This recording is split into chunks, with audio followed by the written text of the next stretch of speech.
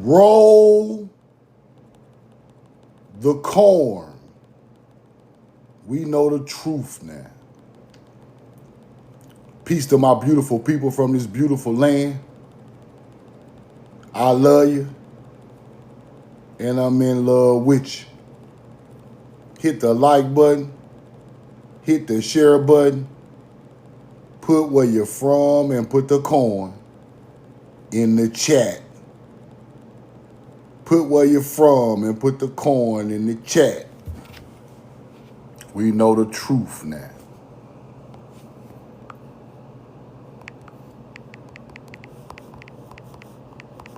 Put where you're from and put the corn in the chat.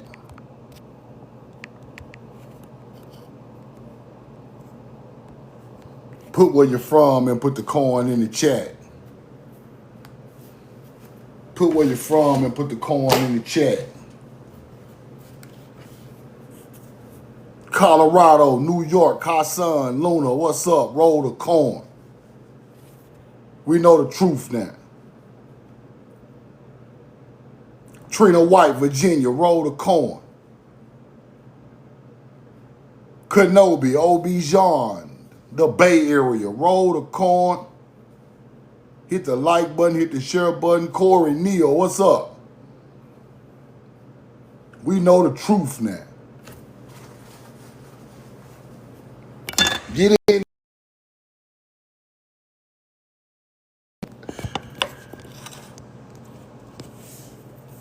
Little Rock, Arkansas. Plume Bayou. Tula. Roll the corn. Corey Neal, what up? If you on TikTok, share the live, hit the like button, drop the corn in the comments. If you on YouTube, put the corn in the comments, hype the video.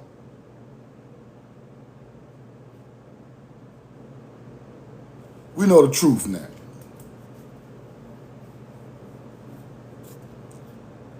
Vito 601, what up, fam? Follow Vito 601. Love you and I'm in love with you. I love you and I'm in love with you.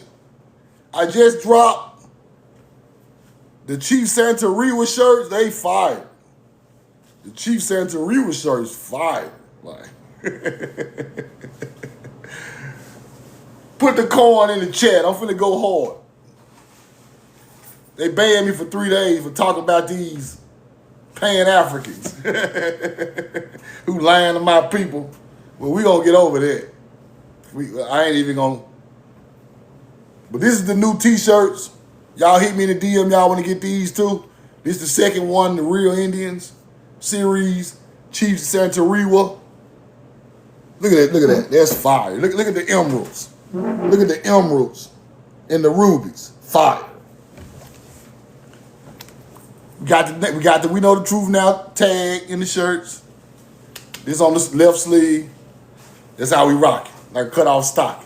That's how we rock it, like cut off stock. Now, last night, let's talk about this picture right here.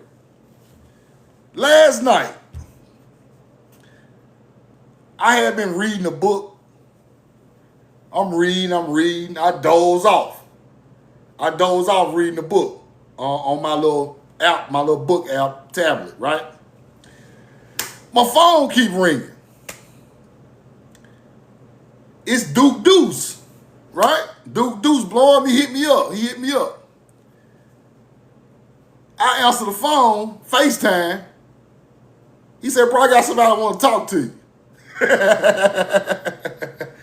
And it's ASAP Rocky. ASAP Rocky. Let me get out of the way. You go to FaceTime call right here. ASAP Rocky. Roll the corn.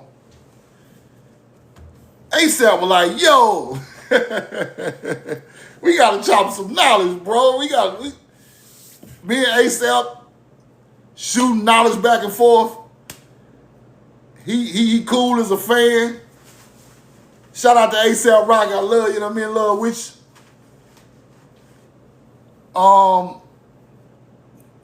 But what's beautiful about this is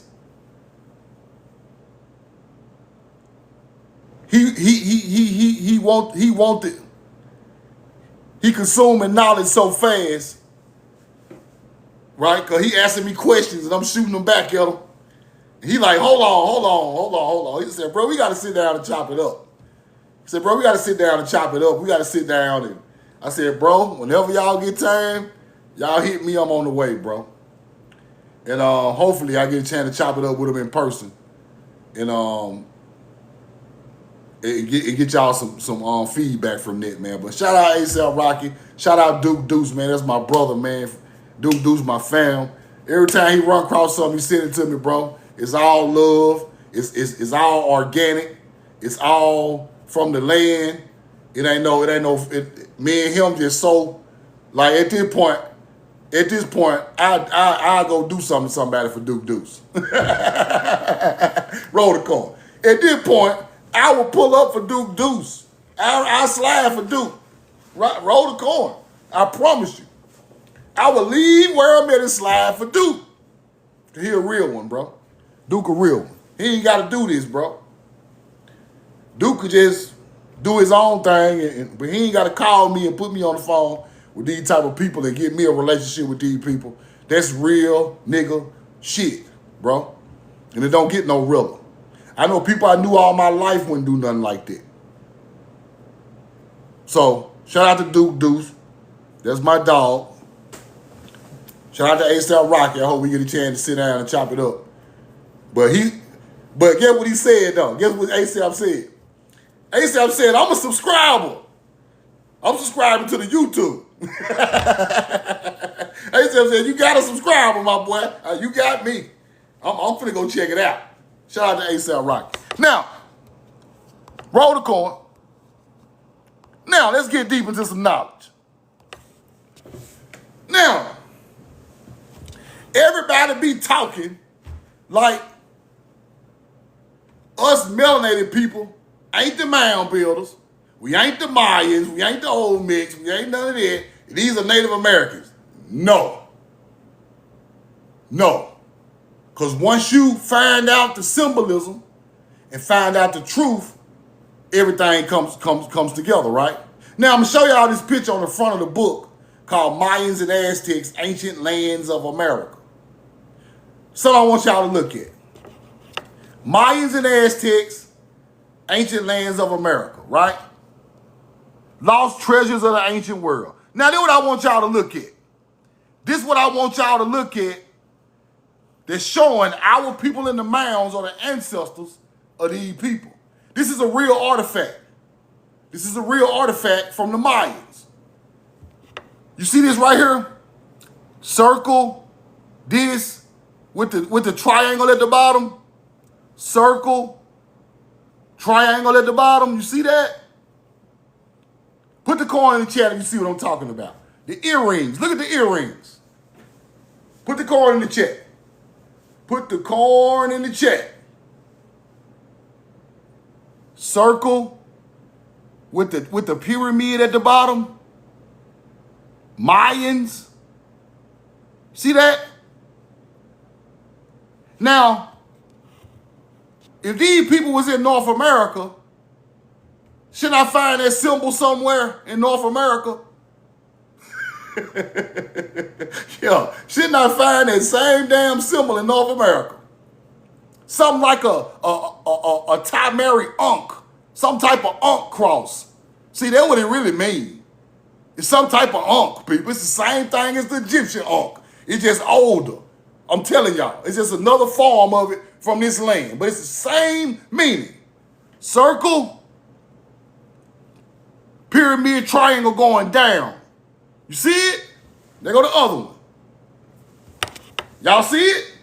Before I move on, put a 2 in the chat if you see it. Right here, triangle there, right there, triangle there, going down. Some type of summer solstice teaching. Y'all got me? Let me take y'all ass down to Georgia. Let's go on the midnight train to Georgia and find this symbolism in Georgia. Roll the corn. Y'all know what I'm about to do.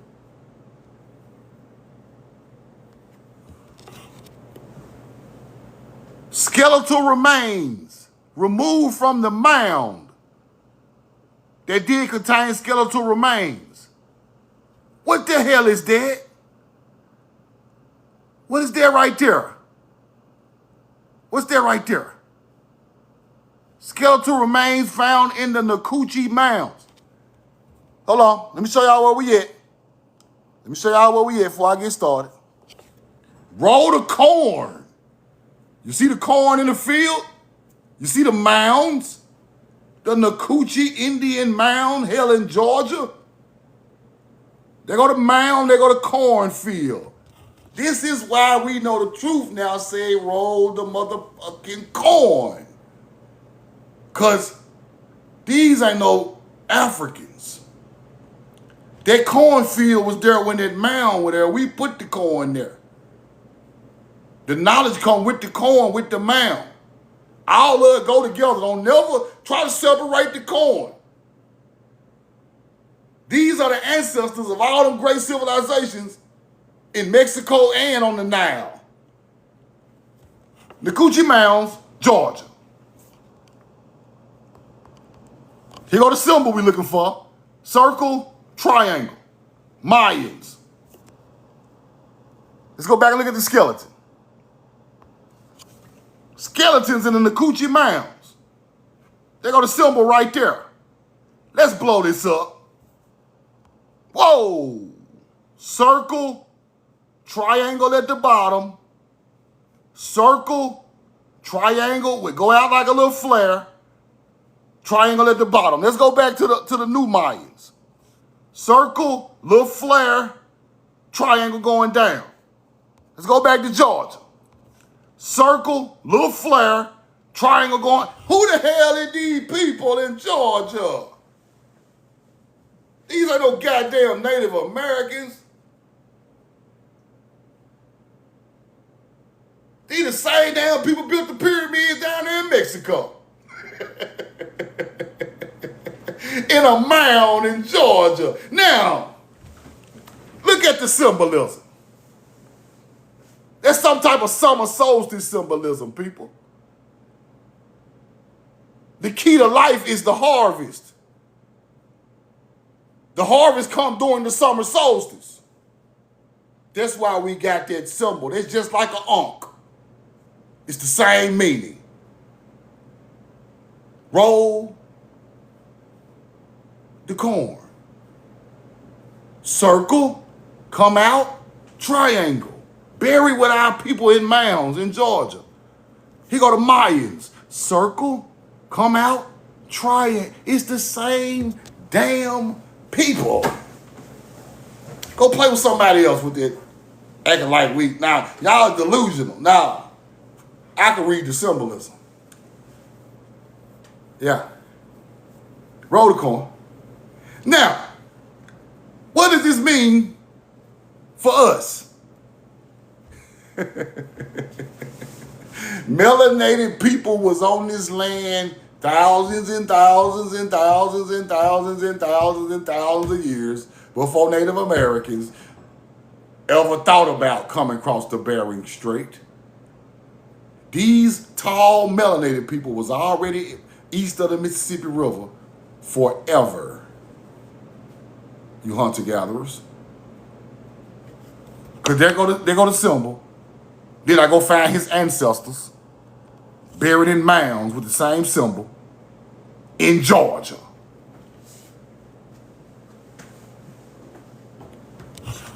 People always talking about, we know the truth now. Where is the connection between the Mississippi River and Mexico? Tatuchi. Nah, fuck that. Come on, man. Bro, they got an ancient road that run from Arkansas to Nashville, all the way through Mississippi, all the way through Texas, straight to Teotihuacan. You got to learn that. We got a trail called the Natchez Trail, got mounds all the way up and down it. It's an ancient roadway to Mexico. Who you think built it? The fuck is I ain't just telling you we they ancestors for nothing. I done researched this stuff. How they get there? What's the symbolism? What's the star alignments? You can't debunk it. Same symbol as on the Mayans. It's in the mounds in Georgia. And there go the corn right there. Rolled motherfucking corn. Let's keep looking.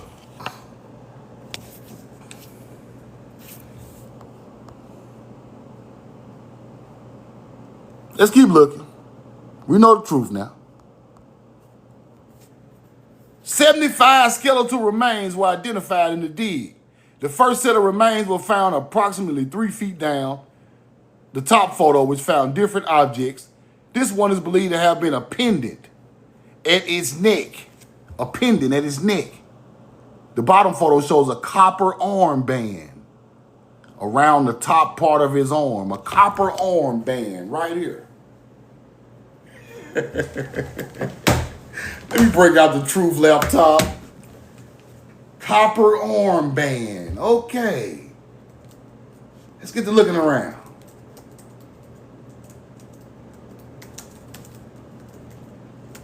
Roll the coin. Stuff can't be debunked now.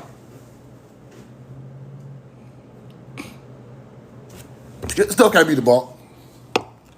This is a culture. I'm going to show you your culture. Ancient Israelites and Hebrews frequently wore bracelets and armlets.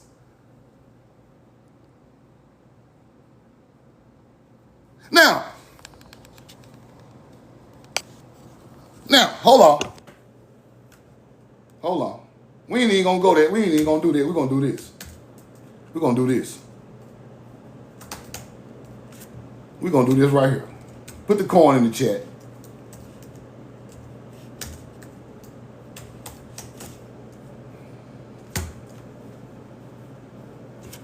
We're gonna do this right here.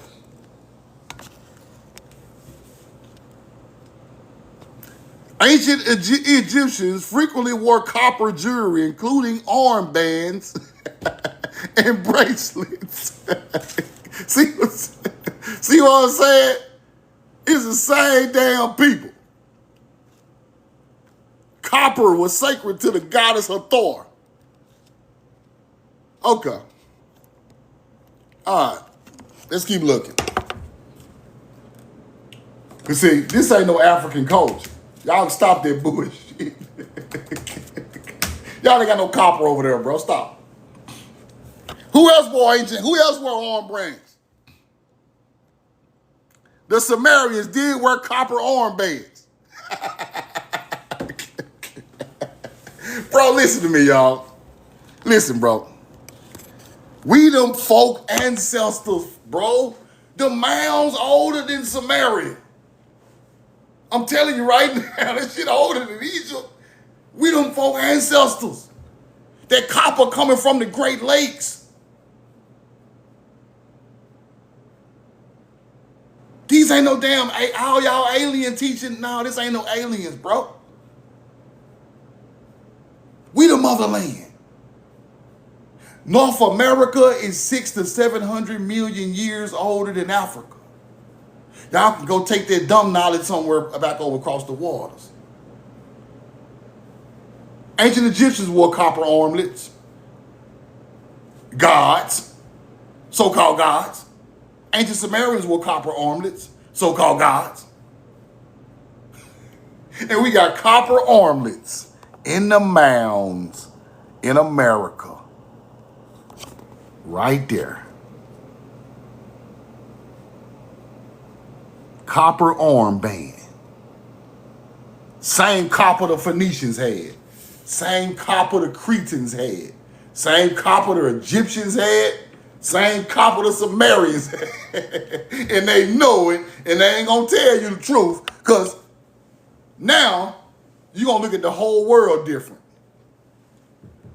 You're like, bro, my people built the whole world from over here, bro. All this stuff they out here talking about. Yes, every culture is black, but every culture don't come from this land. So you're not getting it. See, people don't understand, bro. Motherfuckers just don't understand. Let me show you something. Let me show you something. Let me learn you something, bro. Is it possible different forms of humans come from different land masses in creation? Yes, we know the truth now. Scientifically speaking, different form of species of early humans evolved on different land masses. See, they don't want to teach you. They don't want to teach you that everybody just black all over the world. No, the fuck we ain't. Everybody ain't just black. No, you dumbing it down, big dog. It's the difference between us and Africans. They come from that land mass created them. That land mass over here created us. Way before they ever came out the ground. Do you get it? So everybody black ain't the same. When you speak in the black term, all you niggas black. No, hell no. No. Take that dumbed down answer over there. We bought the knowledge of agriculture. We built the first pyramids. We had the first teachings of animals going with stars. We had the first ships. We had the first goddamn knowledge. We not the fucking same. Do you understand it? When we meet Africans, we are already so far past evolved than them people, they start writing books that we were gods. Do you get it?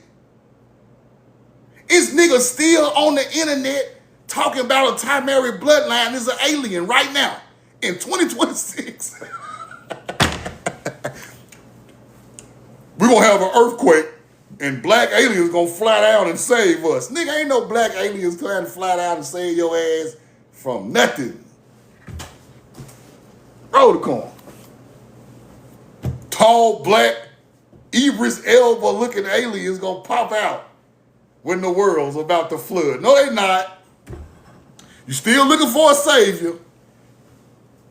You better go look in the mirror. You want a savior? You better go look in the mirror.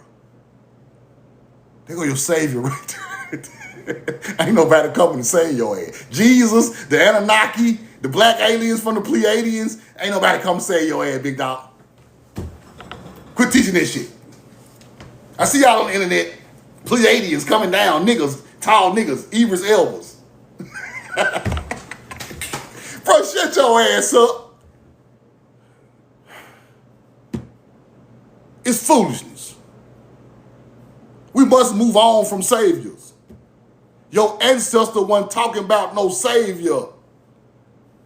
Your ancestor was talking about the power is with his people, and the knowledge of his people gonna save us. And when we tell somebody else that, they didn't go for it. Them other people who are beneath, came after us, they didn't believe in what we believed in. That's where the clashing come in at. We believe in nature, they believe in some type of savior. They calling us saviors. They looking for saviors. We like, nah, we need a savior. We like saviors? Nah, nigga. The fuck is that? A savior? What is he talking about? Get him out of here. We just rolled the corn and fed 5,000 people and built ships. And we know how the star alignment work. We done put calendars up. You talking about a goddamn savior. Boy, don't you ever come back over here.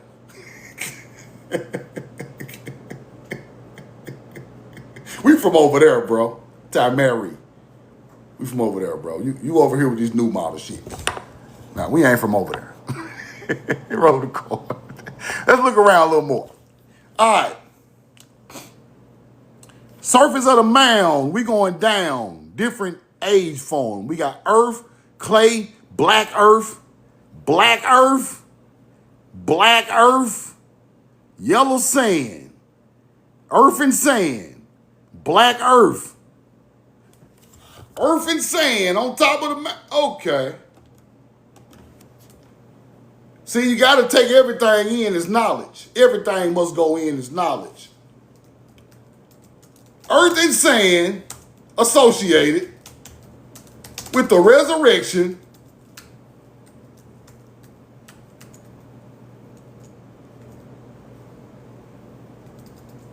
hold on, of the corn mummy. Watch this. Watch it right here. What do you think the earth is saying on that black earth? That black earth. What's black earth?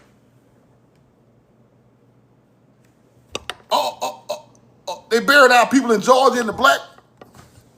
Hold on. They go look over there in Egypt. Corn mummies were symbolic figures made of earth and sand and corn seed. They try to say grain, but it's corn. See, it's the same way they buried our people in the mounds to resurrect. Do you get it? Put the corn in the chat. Same way. Now, let's go back to that receipt. What's the black earth? What the hell is the black earth? With yellow sand. What's the black earth? That's Kemet. That is Kemet. The black soil is Kemet, not the black people. The black soil is Kemet. This is the original Kemet. This is the original Kemet. This is the fertile land to the west that they talking about. Roll the corn. Tartinin, the creation mound. Black earth and sand. Earth, yeah, you get it. That mound was built that way for a reason, people. It's built that way for a reason. We know the truth now. Let's go through some artifacts.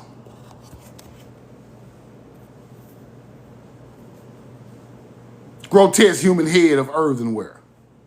Bowls, right? Grotesque heads of rims of vessels. Roll the corn.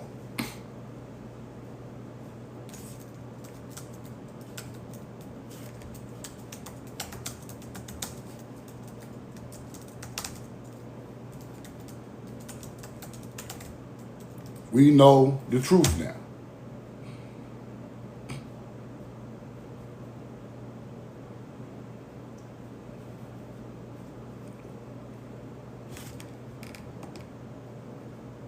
We know the truth now.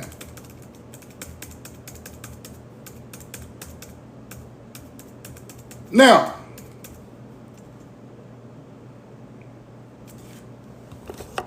let's keep going.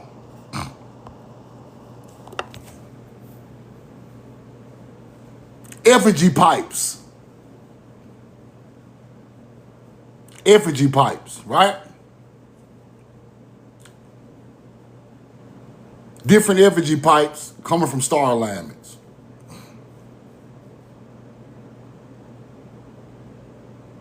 We smoking. Our people come with tobacco and hashish. Over here. Not over there. When you find it over there, tobacco and all that stuff don't come from over there. They come from another culture. Now look at the pottery. This stuff is hard to find today in museums. Peace pipes. You're exactly right. Peace pipes.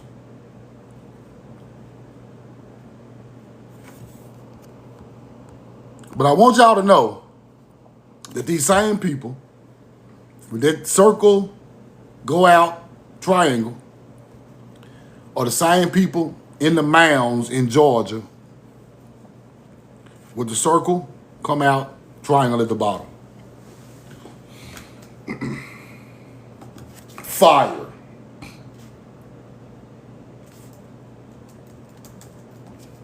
Fire, fire, fire.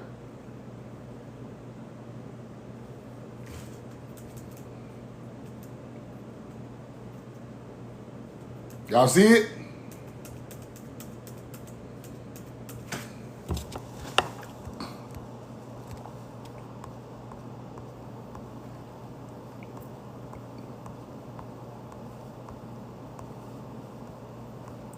Do you see it? All right. I'm going to go over this one more time because I didn't get all this out the other day. But these are the Cretans, right? The Cretans, the Minoans, right here, copper colored people. I'm gonna show y'all this again because I didn't finish this the other day, but let me show you what they say about these people. Native copper found near surface of Upper Michigan and Isle Royale. The role of Dominions bringing copper and corn across the Atlantic is confirmed by 2 gold corn cob rings that were found in an archaeological site on Crete. They are dated 2000 BC, people. 2000 BC. The tablets from Nineveh, Mesopotamia, shows mounted soldiers down corn rows with cobs that reach above their heads. That's the Nineveh corn tablet. Plus you got these people who went to Greece who had corn cob rings. All of that corn is from America. A cylinder seal, 2900 BC. A row of grain plants with a waffle-shaped cob and broad, droopy leaves. The corn and leaves appear to be much too large for wheat. Indeed, impressive of a cylinder from Uruk, 2900 BC, which is in Mesopotamia. In the Louvre shows the waffle cob to be about the same size as a person's head. Tablets from the Nineveh circa 900 BC showed mounted soldiers down corn walls with cobs that reach above their head. Some varieties of New World maize, including Jala in Mexico and Cusco Gigante in Peru, reach heights of 20 feet. So the incredible heights of the corn rows in ancient Babylon are not inconsistent with the potential range of maize plants. It is very similar to the way the corn plants were drawn by Babylonians and Chinese artists. Same people. Cretans from here. The Minoans, the first Sumerians. Corn. First Egyptians. Corn.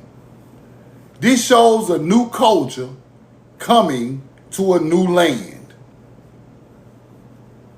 That's what it shows to me. Right?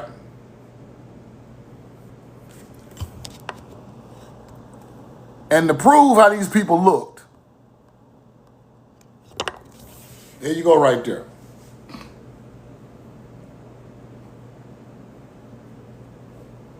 There go the color of them right there. Copper color people. Not super black Africans, copper color people. These people had ships. All these civilizations had ships. All of them.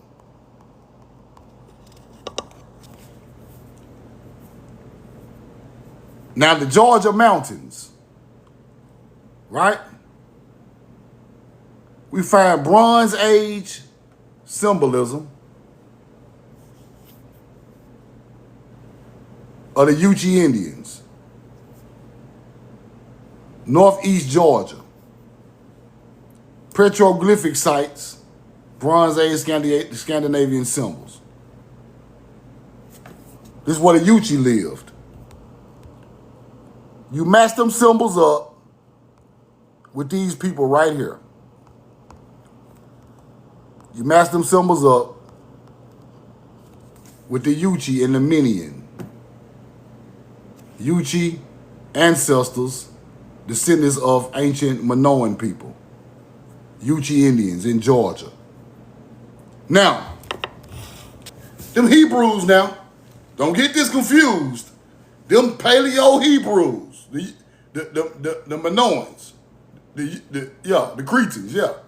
They write a form of Hebrew called Linear A, right? It's based in the same language, but Linear A is like a form of Paleo Hebrew, right? Now, that proves a lot because it shows the Indians' background come from some type of Paleo Hebrews. Facts. That's divine knowledge right there. You ain't gonna find that nowhere else. People don't even, but here, that's divine. Now, let's go back and look at these symbols, because I told y'all the symbolism is everything, right? Now, they saying that the Yuchi Indians got a connection to the Cretans or the Minoans. We have to go look at some of the Minoans and Cretan symbols, right?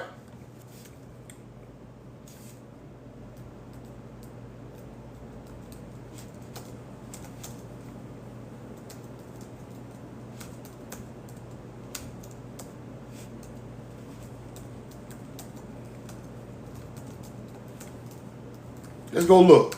See can we find something. I ain't even studied this yet. I'm just going back through it, right? Let's go look.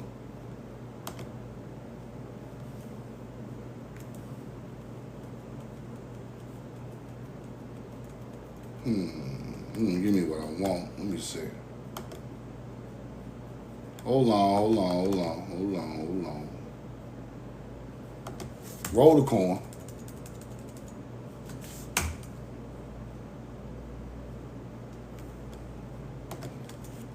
Let me see.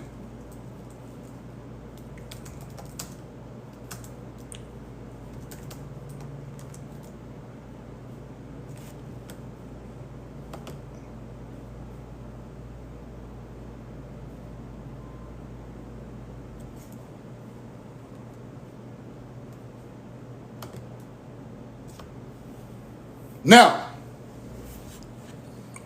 listen closely. Let me break this down. Y'all see that symbol right there? Y'all see that symbol? Now, it has a cross with 4 dots in all of the cross, right? You see that? The cross with 4 dots found in Georgia. See that? Northeast Georgia. Put a 2 in the chat if y'all see it, right there. Put a 2 in the chat. Y'all see it? 2, 2, 2, 2, 2. Okay. Watch this.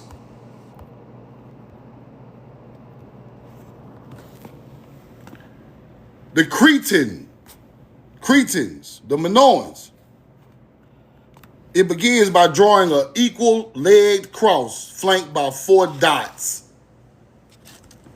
placed in each of the 4 quadrants. The spaces between the crossbars. 4 dots in every quadrant, spaces between the crossbars. Ain't this the same cross in North Georgia? A dot in every one of the 4 quadrants. The great sun, the high king. You see it? Same people. Same exact people. Same people. Roll the coin. Hold on, let me see can I find.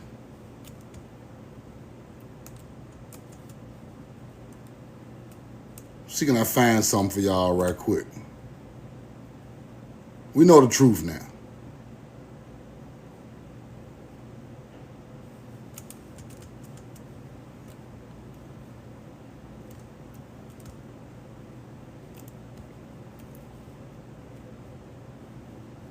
Y'all stick with me. Let me find the rest of the receipts. Hold on. Stick with me. Stick with me.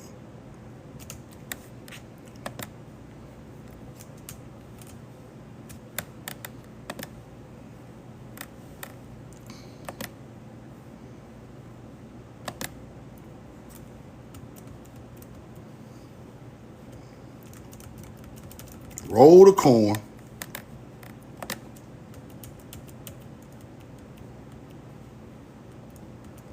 Now, this is where all these other cultures get this stuff from, right? Now, this is where all these other cultures get it from. Look. Turkish cross. All these crosses. Hawk, Via. Look at that. Look at that. Jerusalem. Oh. Uh-oh. Oh. Jerusalem cross. Ain't that the same? Ain't that the same damn thing? That's why I keep trying to tell y'all where these people get their culture from, bro. Ain't that the same cross? Let's get to looking around the world. They got one in Denmark. We went over there. All right? Don't you see the pattern? Roll the corn. It's the same stuff. Now, to understand this stuff, the first people there, right, on these lands put these symbols with the mounds. The first people there, right? You must understand that.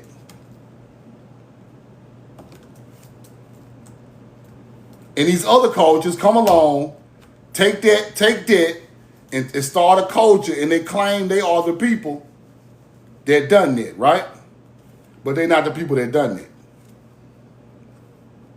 Now, let's go look at the Norse symbol. Let's go look at the Norse. All that Norse. Look at that symbol. Same symbol in North Georgia. Watch this. Same symbol in North Georgia. Right there. See all the dots around it? The great sun? See it? Now watch this. The Norse. Who do you think is the first? These are the Atlanteans, people. These are the Atlanteans everybody be talking about. Tamari Mound building culture. The Nordic sun. It's called the Nordic sun over there. The sun wheel. It's the same thing, bro. The sun wheel. Now, they try to tell you different cultures. They try to tell you different cultures done it. Watch this. The sun wheel. Many different cultures, all with variations or designs, meaning curious what these others think of the symbol of the sun wheel. Odin's cross, the solar cross. What does the sun wheel mean to you and why you connect with it, right? Now, all these different cultures got this sun wheel, but it came from one prime culture.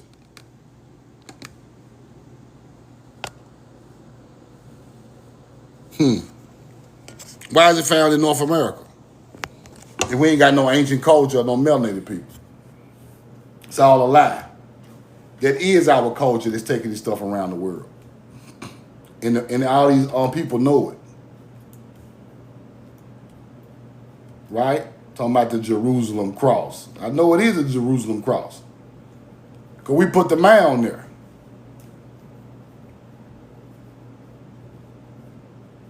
Now, this is what we got today.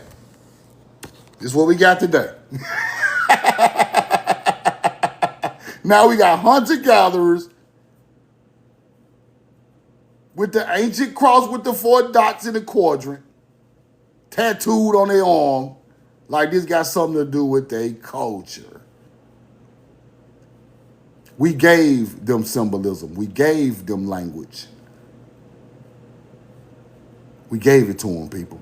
Now, somebody around the world thinking that symbol is racist because white tea people got it on them, but they don't even know where it come from.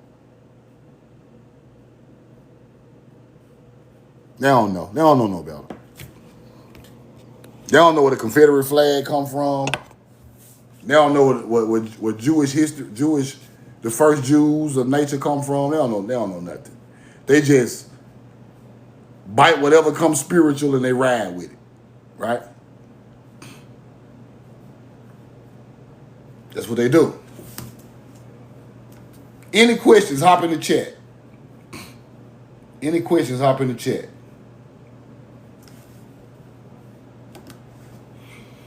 Any questions, any comments, hop in the chat.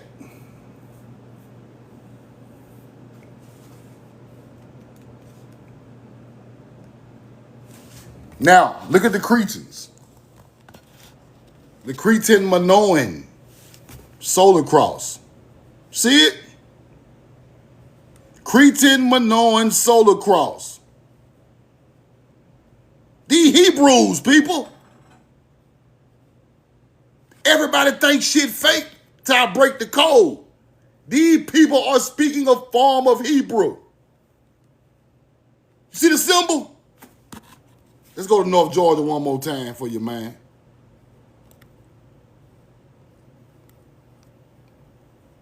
Because everything fake. What's there right there? Same symbol in North Georgia.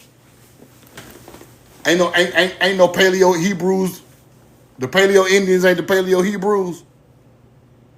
You done lost your damn mind. You're tripping. You're tripping. You're tripping. It's the same symbol. Let me cut it off and on. There go the Cretans. They go to Yuchi Indian symbol right here. Watch this. Yuchi Indians.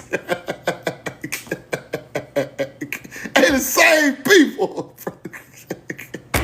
Roll the coins. Ain't the same people, bro. Look at you say in the middle, the Georgia mountains, glyph. Georgia mountains.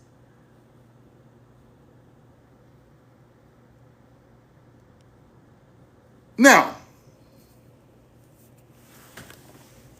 roll the coin. There go your symbol right there. There you go right there. And here you go right here. Cretan, same symbol. Right there. Hold on, let me spin it around. One more time, I like people to see the truth now. Right there. There go the name, everything. It's real knowledge now. This ain't no bullshit. There go the name. There go the symbol, same symbol. Now, let me show you what language they were speaking. So we can get down to the truth now, because y'all can stop playing with us. Some of these y'all ancestors from Georgia. I'm telling you right now.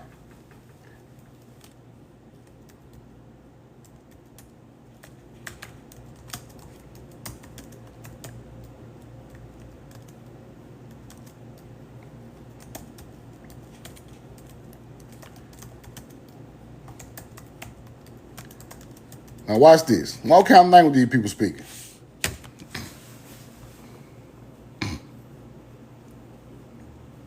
They're trying to debate it, right? They're trying to say it's debatable, right?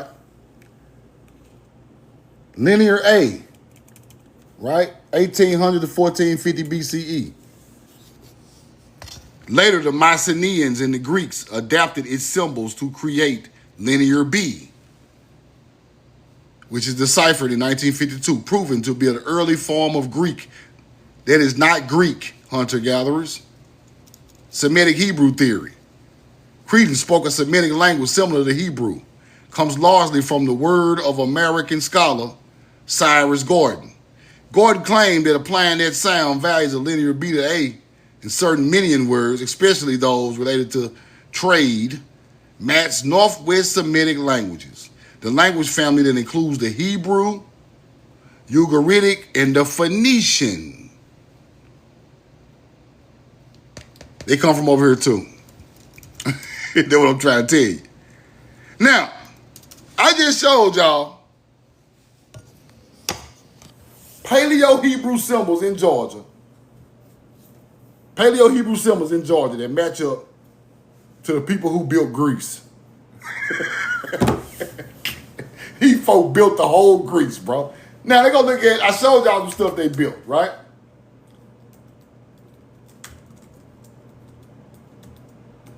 Now, let's keep getting deeper into that because that's a rabbit hole. That's a rabbit hole, right?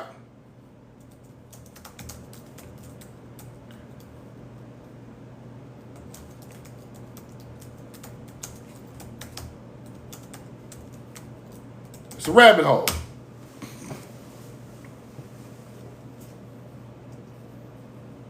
Now, this one they lied to you. It just showed you that the Cretan had linear A Hebrew. Then you got the Mycenaean, which is a bloodline coming from the Cretan that lives inland in Greece. The Cretans are on the island of Crete. Then on the inland of Greece, you got their other ancestors who are other family members who are the Mycenaeans, but they come after the Cretans, right? So now, this is where the lie come in at. Watch this. The Mycenaeans did not build the Pantheon. They try to teach you, right? They try to say the Romans built it. They tried to say the Romans built it. This is where they steal your buildings, your knowledge. Our bloodline became the Mycenaeans after the Cretans, mixed with those people over there, but they still built these Pantheon buildings. Let's go look at one of them. Now, Rome and Greek is trying to claim this stuff, but it's not Roman and Greek. Right? What is all this on the screen? Hold on, y'all. See, can we find that?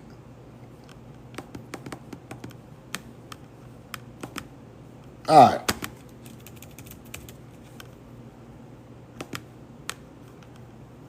It's too much hunter-gatherer stuff going on this page. Look, see what I'm saying?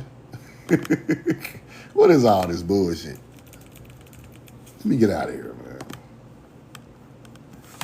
You see it from here, y'all. Now, they're claiming Romans and Greeks made these buildings. Right? That's what they claiming. Now,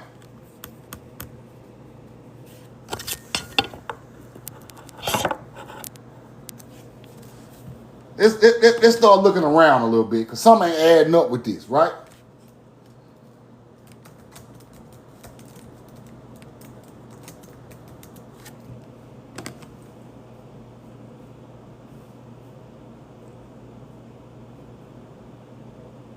Now, the Pantheon in Athens, Greece, 46 outer columns. 46 outer columns. So-called Greek and Roman building. But our people built that shit over there before them people ever got any knowledge. It was already there when the Greeks got into town, already there when the Romans got there. Pantheon, Athens. I just showed you the bloodline of our people coming from the islands to the inland in Greece.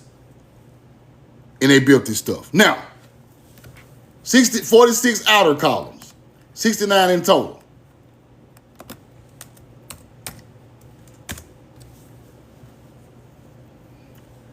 How many one in Tennessee got? How many columns the one in Tennessee got? 46, huh? How in the hell? Let's go look at that one. Right there. Nashville, Tennessee. Now, how in the hell do you get a 46 column building in the middle of nowhere, Greece, and be way back then? And it's the same building over here sitting in Nashville, Tennessee with 46 columns. Both of them got 46. Both of them made the exact same way. Ain't no Romans over here, bro. Ain't no Greeks over here. This how dumb they want us to be. When some Greeks ever came over here and built something? People so illiterate and don't even. When a Greek ever came over here and built a Parthenon? When a Roman ever done it in our history? When they ever showed up and never. Never. So why in the hell is this sitting right there in Nashville? Looking just like the one in Athens. The math ain't mathing, people.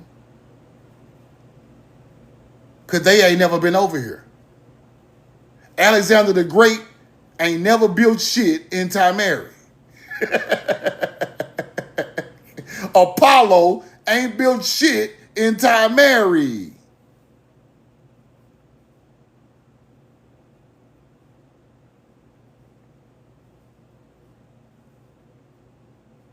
Now, see, I see something out of the comments talking about the original Greeks and Romans were Creeks. You off, the timeline off. You better start researching the Cretans and the Mycenaeans. That's your culture. The Greeks ain't your culture. The Greeks stole your culture. It don't mean they're the same people because they stole your culture. White folks stole your culture. They don't mean they're the same people. You got to study the original people. Then you get the better connection. Because just saying Greeks and Romans is the Creeks, nah, that ain't enough. It's too much of a span of the knowledge. Study the Cretan, Minian, Mycenaeans. Those are the people that look like, that brought the Greek look to Greece. Now, by the time the Greeks come out, right, the freaks come out, it's a whole nother culture. They're just stealing yours. Now, the way you do this is,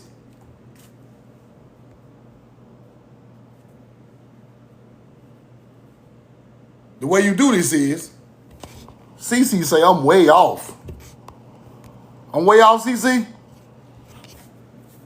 I'm way off, CC? Yes or no? I'm way off, CC?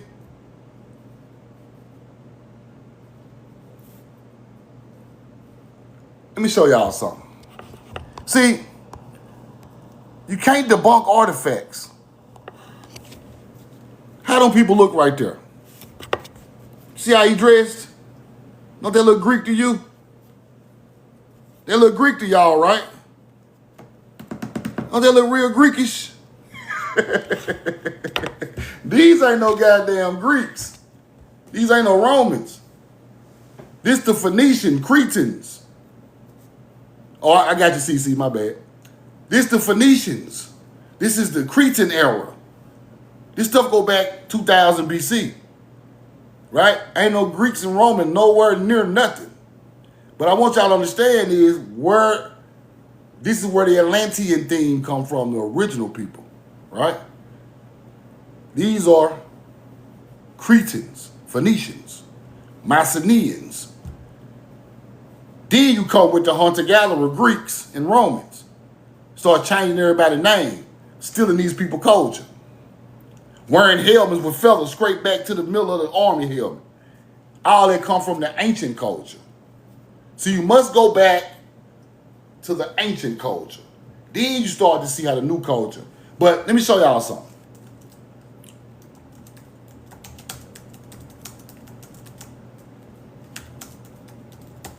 Let me show y'all something. Roll the coin.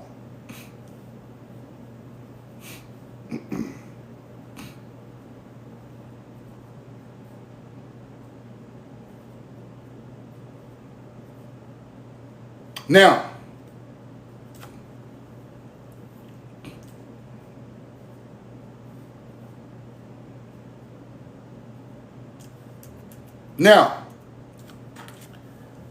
the Cretan, okay, let me explain it so you can understand it. The Cretan is the original Greeks, right? The way these look. Then they mix with the people who live in that area. Then you get the Mycenaean culture. You get it? This always go on the same, people. The Cretan or the Minoan mixes with those people of that land mass, Greece. And then you get the Mycenaeans. So while they sitting on Crete with a pure blood, because see, Crete is an island. So when our people sit on the island, we didn't mix no blood. But when they went to the mainland, where Athens is and all that type of stuff is, they mixed with the people from there. So while we sitting on the island, pure-blooded, fresh off the ship from over here and not over on this land, they are mixing in on the mainland of Greece. This is where you get the Mycenaeans. So over time, the mainland's culture takes over, right? This what's been going on all through ancient history. That's how the Moors got knowledgeable, mixing with the Phoenicians. So once we start mixing, these people get mixed with us, get some of our knowledge, and then they come back and attack the original people as time goes by. Now, to prove my point, who took over the Cretans on the island of Crete? Watch this. Watch this.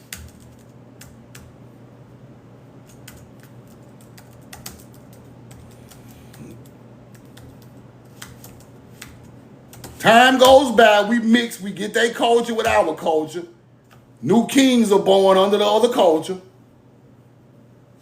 Then they come back and do what? See, this is real history. This ain't no, it's real history. After we mix with them and they come back hundreds of years later, in 1450 BC, they come take over control of Crete. As you can see, linear B is a form of Hebrew mixed with the language of the people of that land, right? So the Hebrew is changing. Linear A, then you get linear B with the Mycenaean. But as the Mycenaeans changed over a couple of hundred years, they came back and took over Cretans in 1450 BCE. Now it's over with. Now the Mycenaean, the mixed bloodline of our people and their people, become the first Greeks. You get it? Now we do got something to do with that, but it's not our culture at that point. It has been transformed and turned into a kingship. See, when kingships start coming around, control and bad things start to happen. Our people wasn't kings, right? We weren't trying to be kings, right? We just led our people to success. But when we mix with these other people, they wanted to be kings. They want to control everything. They wanted to start bloodlines.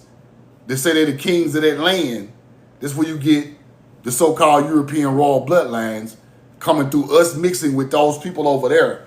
Then you get bloodlines from Sweden, bloodlines from Denmark, bloodlines from Greece. Our blood's still in them people, but it's not our ancient teaching no more. They just switched it. Now, same way thing happened with the Phoenicians and the Moors, the Amazigh. Right? The Amazigh. Roll the coin.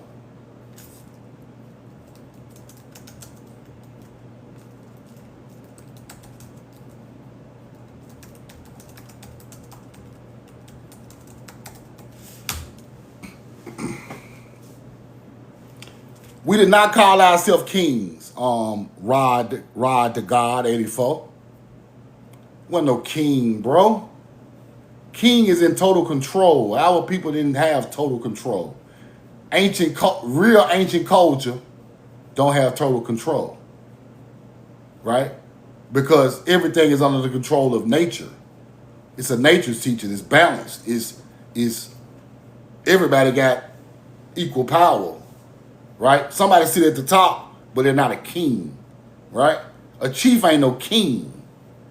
A chief fight for his people. A Miko ain't no king. It's leadership, but it's not a king. A king has total dominance, right? Our people sit around the inside of mounds and talk this thing out, right? They talk this thing out. And they had a council, right?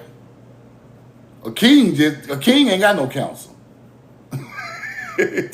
King just like, look, kill all them motherfuckers. And you go out there and, right? That is a European thing. Queen is not our, we ever seen, they try to call them ladies in Egypt queens, but them not queens, bro.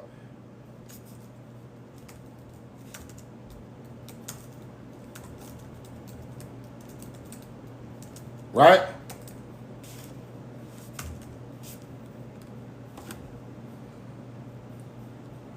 What the hell? I ain't try to do that. Let me see.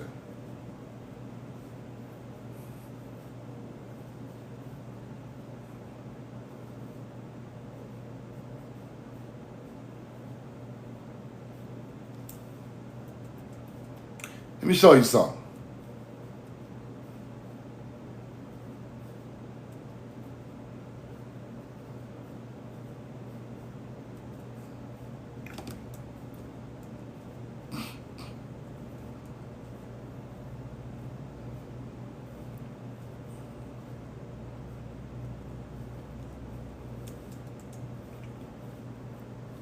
Now, see, we have taken on European culture so much that we think we kings and queens. Nah.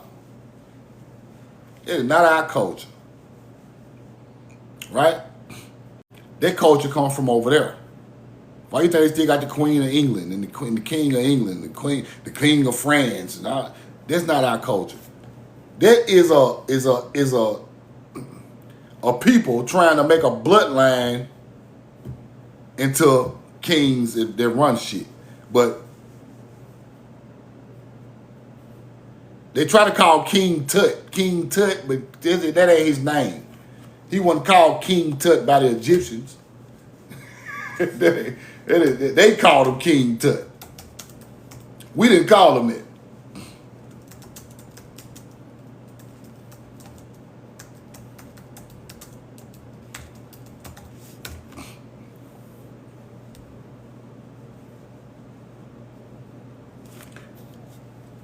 Tutankhamun means the living image of the Aten by his parents. Living image of a moon, right? They didn't call him King Tut. The white folks named him King Tut.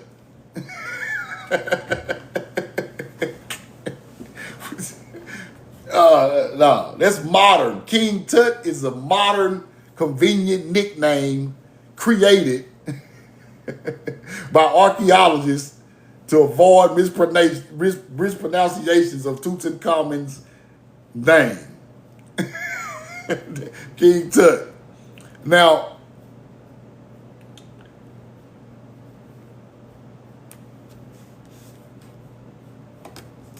I don't even think they called our people pharaohs, to be honest with you.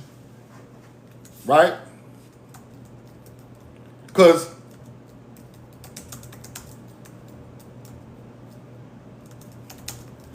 you gotta understand what these words mean, then you'll get a better picture of it, right?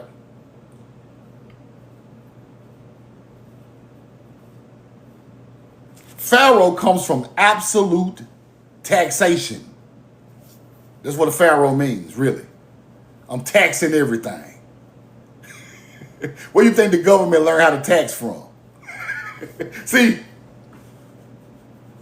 this shit way deeper than people think it is. Pharaoh means absolute taxation. Whatever y'all out there growing in the field, I need a percentage of that. Whatever gold y'all dug up, I need a percentage of that. Put it all on the floor, get out. Now,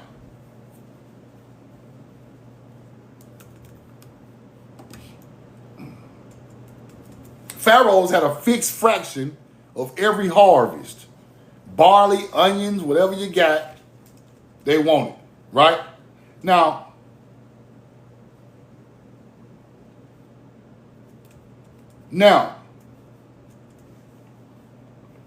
to go a little deeper with that,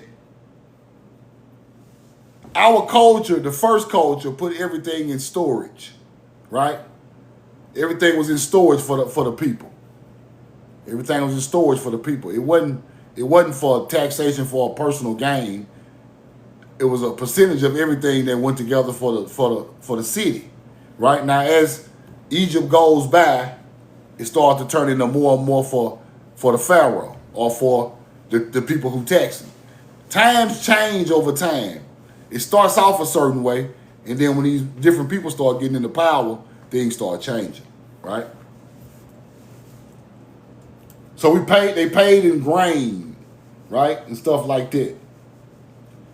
Stuff they mined, limestone, stuff like that. So Pharaoh is not the original name. That jumped out like later, a little bit later down the line in Egypt, but it didn't start off as pharaohs.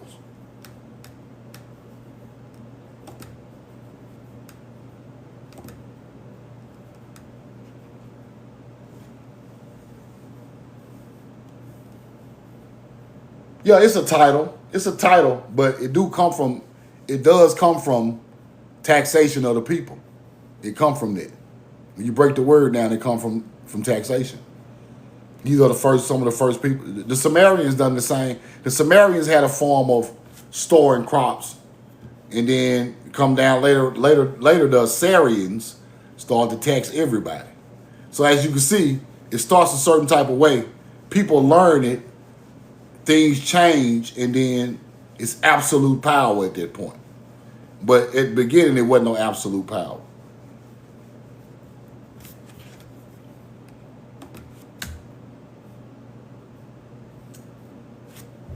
Anybody got any questions? Hop in the guest box or put it in the chat.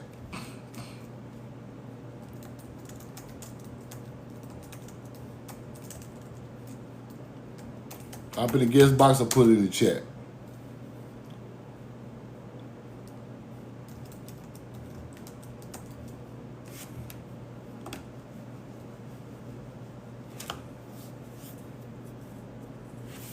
Y'all think I'm bullshitting, don't you? Truth just be talking shit. The first Egyptian rulers were not called pharaohs. See what I'm saying? And they try to come with the king shit too. They were originally known simply as kings. Nah, that ain't right neither. You won't call no king or no pharaoh. Stop it. Stop it, bro. First dynasty, Namar. They try to come with the king instead of pharaoh, but it's not neither one of them, right?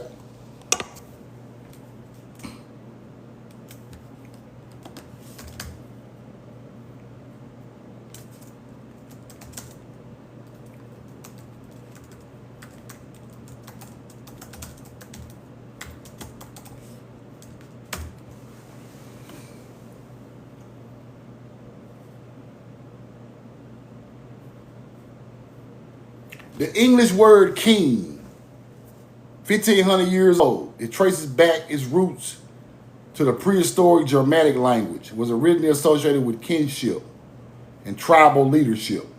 Now kinship and tribal leadership, we had leaders now. Son of a kin, that's the real name. Son of the kin, which means kinfolk, right? That's where you get king from later coming down the line. But the real teaching is you are like a descendant of the son of a kin or a daughter of a kin. Kindred. Bloodlines matching. Then they changed that name to king over time. But that word was specifically used by our ancient culture. Any questions, any comments, y'all hop in the chat. Hop in the chat, hop in the chat.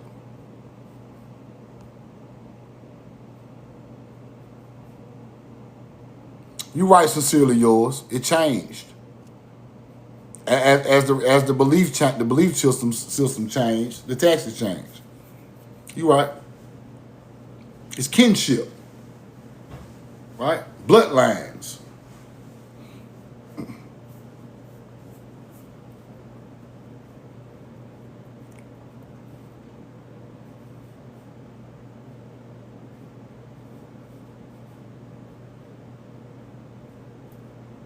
What's the original name for the place they call Israel now? To be honest with you, bro, it's a connection with Jerusalem. Haru Shalom. Haru Shalom. What was the original bloodline? The original bloodline comes from the Mound builders. It comes from the Mound builders. That's the original bloodline of these people that build monuments with stars. Started with mounds, evolved to pyramids. So the bloodline carries on all the way from mounds all the way to pyramids. See, they try to make the bloodline start with the pyramids, but that's not true because the Egyptians talked about their ancestors coming from the west. The people that pulled out the mounds all over the southeast of America and all over the southwest and all of them caves and stuff, right, is the original bloodline.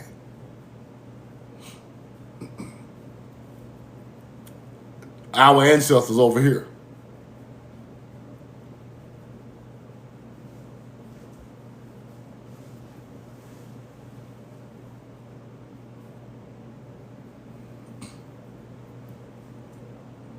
Haruzalam.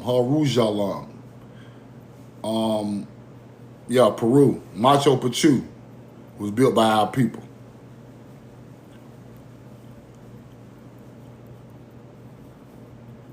Machu Picchu was built by our people.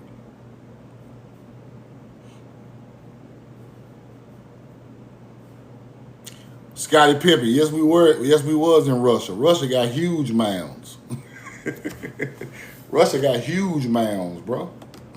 Huge.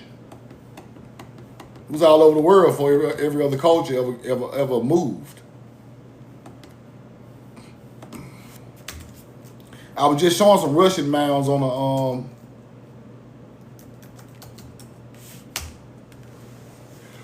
a live, right?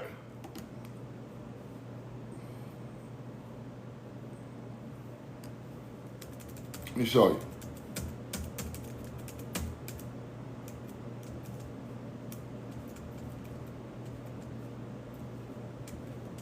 Russia got mounds with like doors, like pyramid doors over top of their mounds.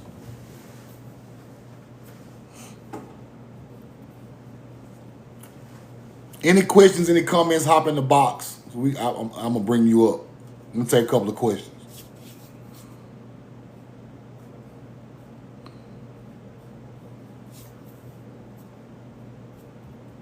Take a couple of questions.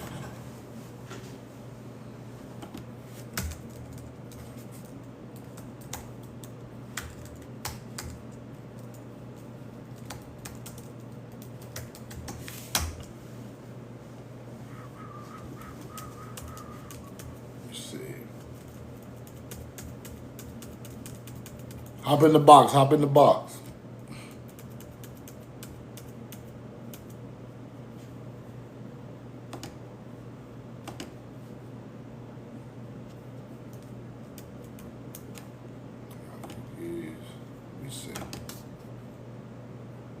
Yeah, Virginia got mounds. West Virginia got a huge mound right outside the jail. Right outside West Virginia, old West Virginia State Penitentiary.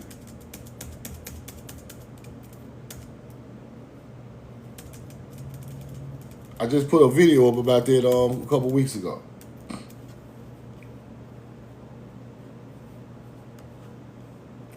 Now, let me show y'all what they do. You see how they try to say that there's a Viking ruler Russia's first Viking ruler. It is not a Viking. It is not a Viking. It is not a Viking's mound. Vikings not even old enough to even be in no mound. So they try to teach that. They try to connect something white from their land to the mounds, people. You get it? It's a Nordic mound. It's a Viking mound. It's a Celtic mound. No, it's not. That mound was there before all of y'all culture. Y'all just took the symbolism from these areas off these monuments and mounds and dug in the mounds. And there you go. That's how they harvest. They harvest energy by stealing your culture. Watching you closely. That's why they sit there and just watch you. What they doing? What that mean? What that symbol mean? What that melanated girl talking about to her friend? What them melanated kids doing? They just sit there and watch you, people. Right? That's why they do that. They still in amazement. They still are in amazement with the slang you talk, the way you dress. They still in amazement of it. After all these years. They said the Native Americans sit there and watched the mound building Indians, sit there and watched them, learned everything they did, and they came back and imitated them. It's in a book. Native Americans sit there and watch the mound builders. Our people, the real American Indians, they were there first. Sit there and watch them, learn everything they done. Or they wearing feathers for balance in nature, we gonna start wearing feathers. Or they doing some type of dance around the fire, oh, we gonna start doing that.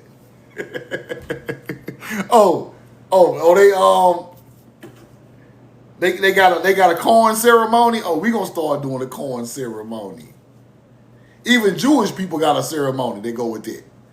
They celebrate the spring, the summer, right? All the harvest seasons, the winter. We gonna start doing it. That's where it come from.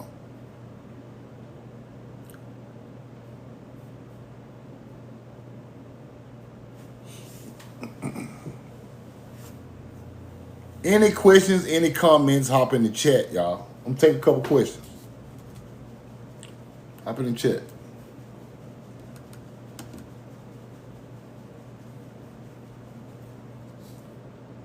Hop in the chat.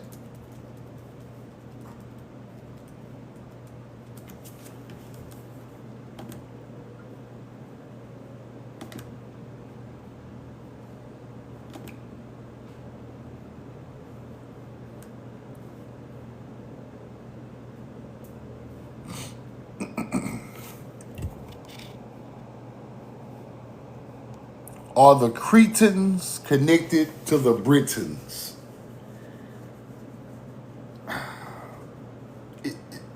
It's possible because the Phoenicians and the Cretans was all over Europe too, right? We know Europa came from a Cretan mother goddess. See, we know that. We know Europa come from some Crete teachings, some Phoenician teachings, or some Hebrew teachings. Like I say, when you get these first melanated type of people, it's Africans or melanated Europeans mixing with our people.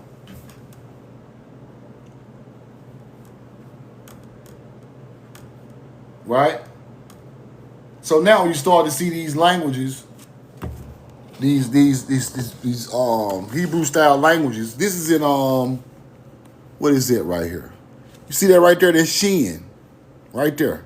That's the Atlantean symbol. You see it with the pitchfork? That's Shin on the rock. See it right there?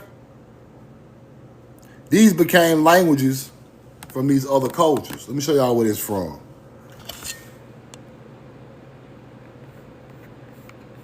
Like, People building mounds, putting this stuff right outside the mounds. But their language is already a language before these people's civilization started. It's the Atlantean symbol. It's really Shin. It's really Hebrew. What is the origin story of the Moors? Europe or America? North Africa is the origin story of the Moors. EB Hotel. Research the Amazigh people. Amazigh. That's the original name for the Moors. AMA, right? ZIGH. North Africa. Right? Let me show you something. Amazigh.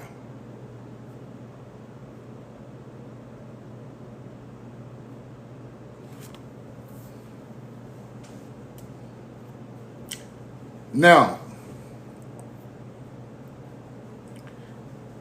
you got to understand history before you can understand the Moors. To understand the Moors, you must understand history. The Amazigh come across our people. So the Phoenician, the Sidonian, from the Mississippi River. I'm trying to tell you the truth. The Phoenician real name is Sidonian. But we're going to call them the Phoenicians. The Phoenicians landed in the Mediterranean in the boats, started building cities, setting up trade centers in the Mediterranean Sea. They come across the Amazigh tribe, North Africans, melanated North Africans, melanated Europeans in that area, right? We trade with these people. Like I tell you, we always do trade with different cultures. And then they started to intermingle with us, and we started to have kids, and the culture started to change. See, this is what goes on. Because I see these cultures there for a while, and then they're taking over, right? Now, this is when you get the Amazigh mixed with the Phoenician Hebrew, some type of Moor, or some type of Amazigh people, right?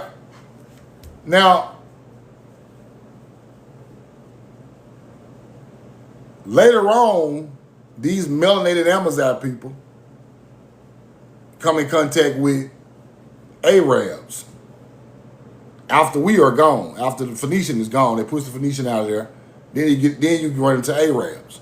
So now these melanated people, with our mixture and Arabs, are starting to mix. It's a big mix, right? Then the Christians come through and wipe all that down, right?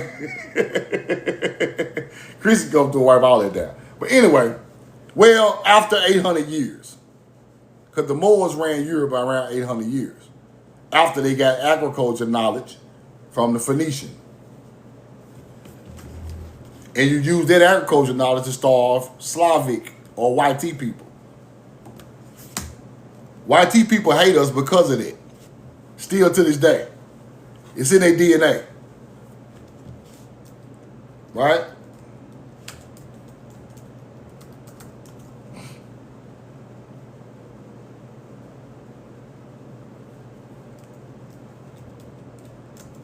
They still hate us today for what them people done to them.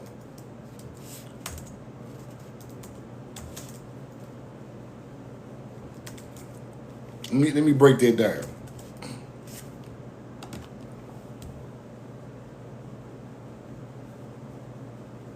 Now, if the Amazigh, the Moor, mixed with us with some of our knowledge, ran Europe for nearly 800 years.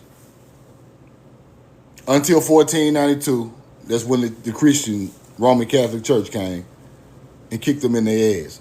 But anyway, why were they able to run it 800 years? Because they learned organized agriculture from the people they mixed with, the Phoenician.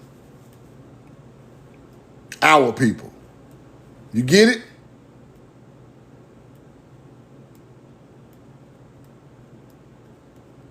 Now,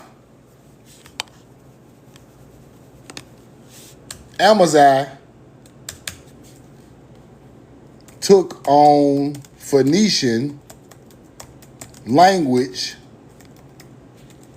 and agriculture.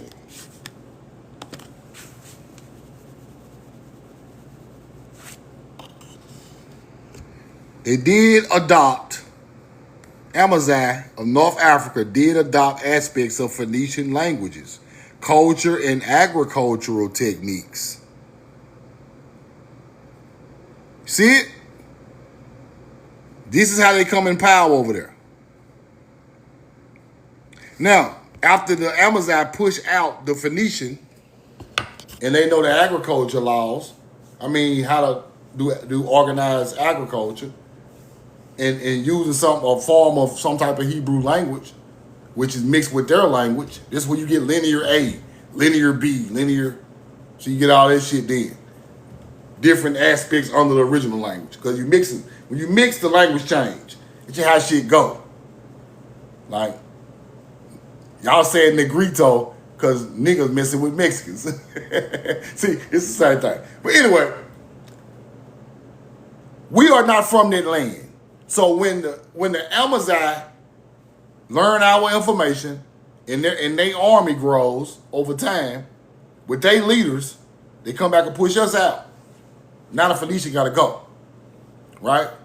So I think that's kind of like the Punic Wars or something like that. It's different names to this shit. I just can't think of it all at once today, but I think it's the Punic.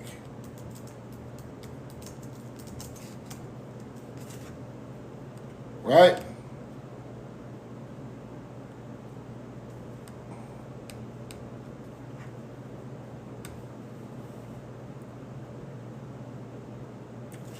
Yeah, the Punic Wars.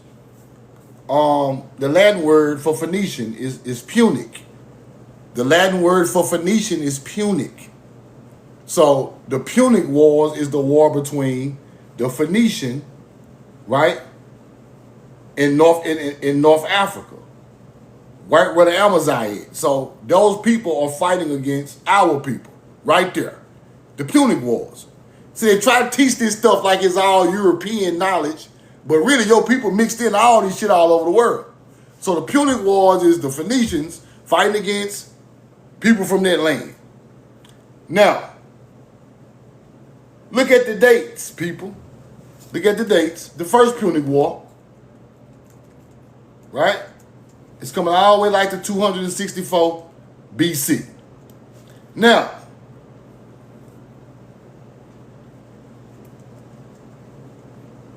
the Moors take over full control in 711 BC. So it took a couple hundred years to get all this stuff together, right? And then the Moors take over all of this stuff in 711 BC, all the way up into 1492. So now you got to go between 300 BC and 700 BC, and then it's a lot of changing the power right there.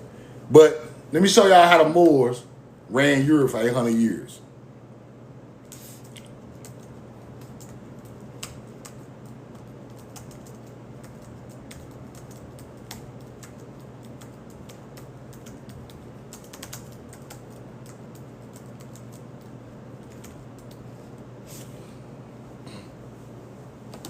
Show y'all how they done it.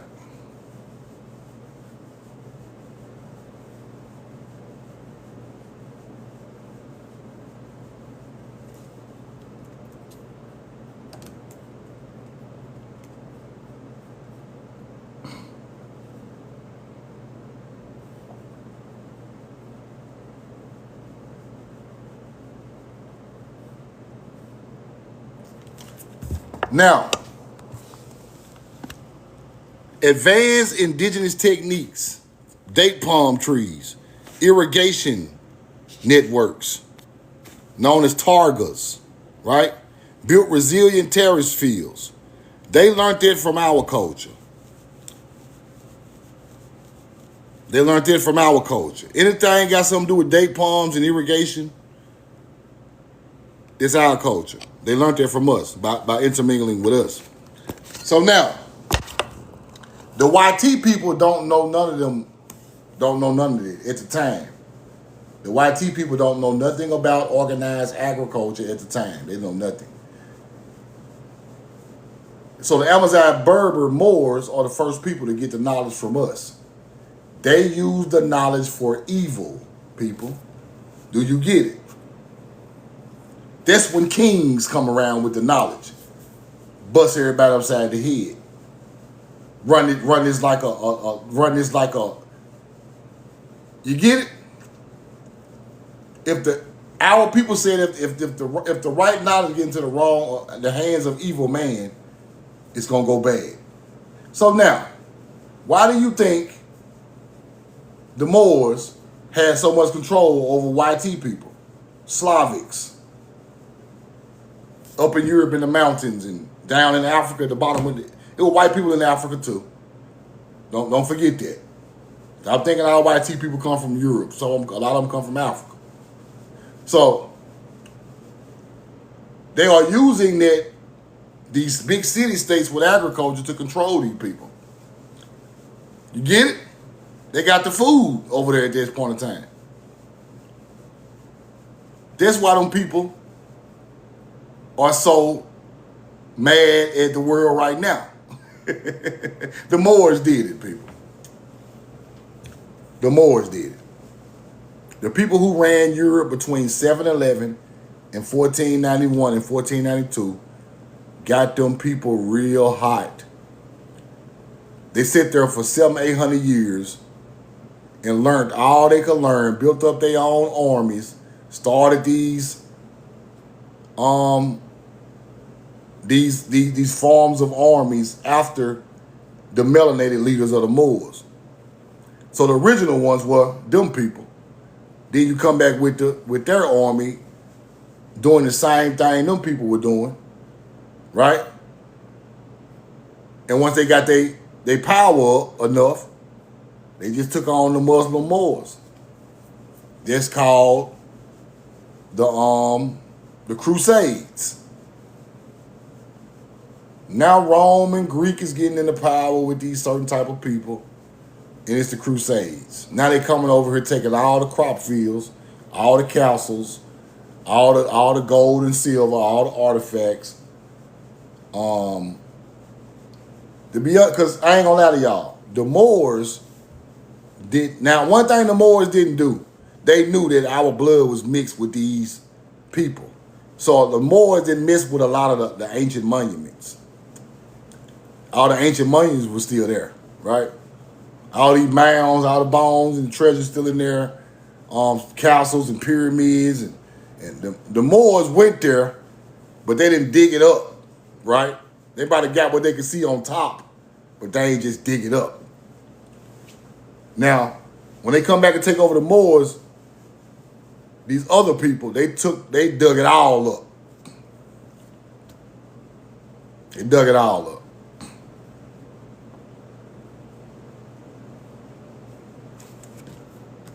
They dug it all up.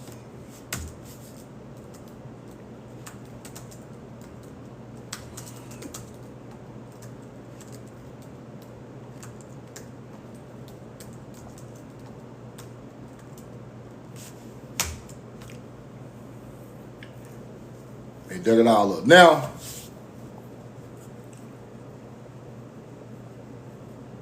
this is when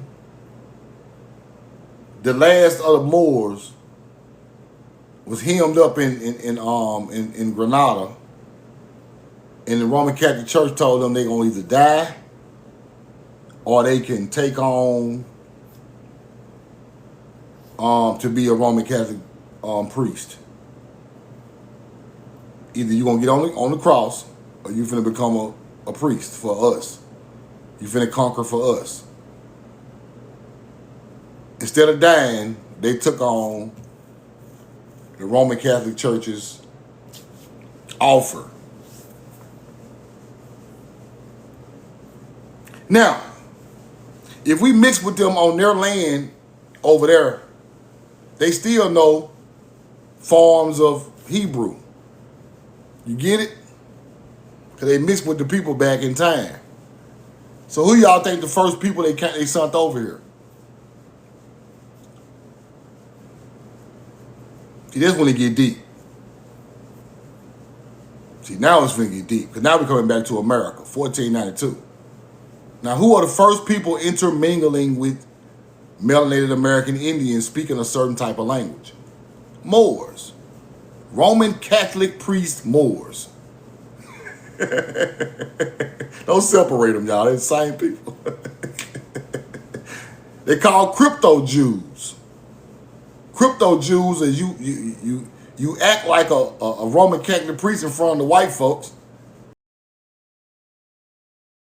like a Moor when you're by yourself. So they won't kill you, right?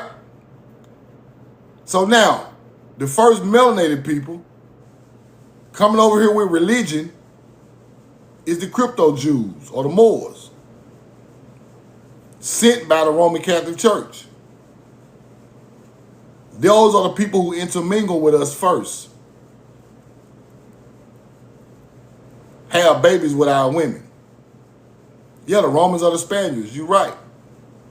At that time, Rome had took over Spain. Yes, this is what I'm saying, Rod to God. So now, I think it's like Queen Isabella or something, but the ones that they call crypto Jews were sent over here to come over here. Because see, the YT man just can't walk up and live in your camp, bro. The YT man just can't walk up and live in your camp. It didn't work like that, right? You got to see somebody look like them, talk like them a little bit.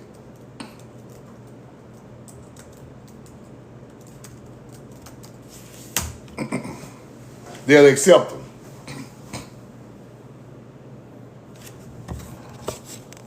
Now, crypto Jews, individuals who secretly practice Judaism while outwardly professing another religion to avoid persecution. The Spanish and Portuguese who were forced to convert to Catholicism but secretly maintain their Jewish heritage, right? Now, the reason they say they got a Jewish heritage is because they mix with us. We are the original jewels of nature. Crypto Jews. They mixed with us, and they made them turn into Roman Catholic priests. Right? Now, crypto Jews came to America. Let's go see.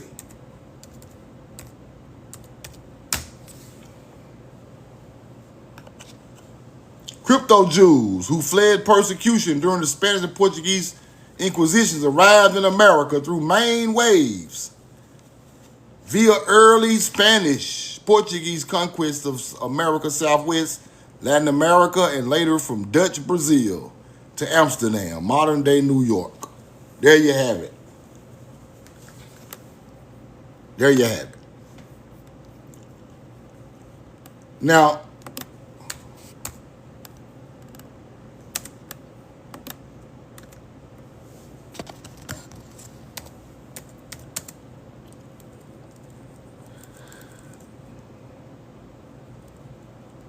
hold on.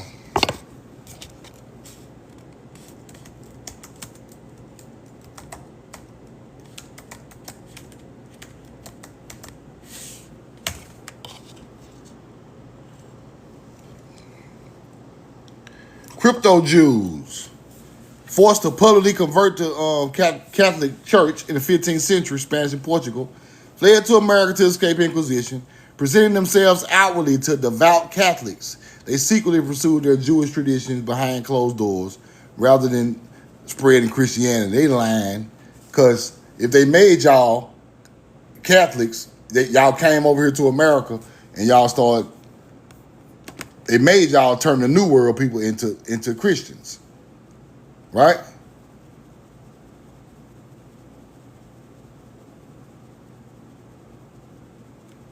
Texas, Arizona, New Mexico, Colorado.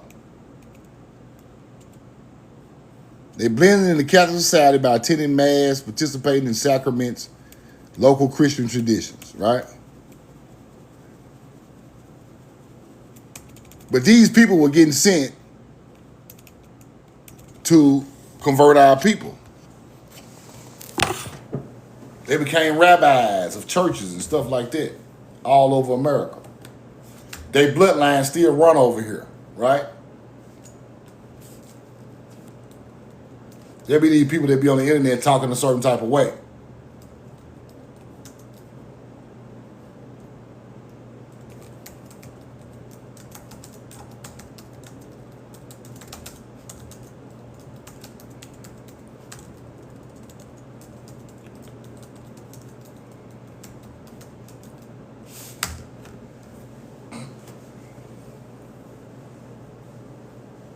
Crypto Jews culture indeed survives inside and alongside churches today.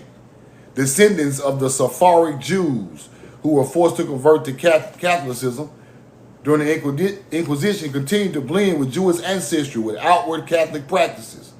American Southwest, Latin Americans, these people still are devout Catholics today, right? Melanated people. Melanated people who own these churches still got a bloodline attached to the colonizers. And they be on here acting like they normal. They act like they normal African Americans or normal people from this land, but they really, their ancestors are crypto Jews. But now they straight Catholics. It don't even matter no more.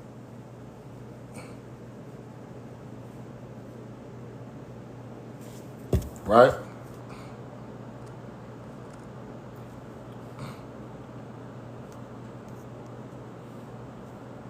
Sephardic is the crypto Jew. You know what I'm trying to tell you. Sincerely yours. Sephardic is the people mixed with some type of Hebrew blood, but it's mixed with Africans. Ashkenazi is straight YT people, Jewish people. it's two different kinds. That's why everybody's getting confused on who the real Jews of the world are. Everybody confused. Right? Ashkenazi think they the real ones. Safari think they the real ones. Neither one of them are the real ones. Let me show you a real. 100% pure, real, from nature. Right here. Buried in Georgia mounds. You got a real one right here.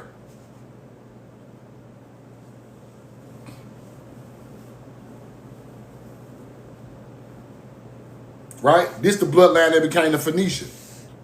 Bloodline that became the old Mick and all that type of stuff. It is the bloodline coming from the mounds. Them the real ones.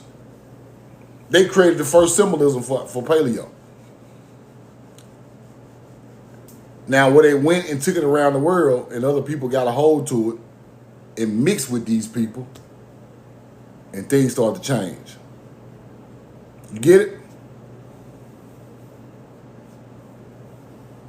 Because without the Phoenician coming to the Mediterranean Sea, they would have never got that language or culture. Without the Sumerian culture or Egypt, they would have never got none of this knowledge. It's not from their land. People don't understand it, but they're gonna understand it soon.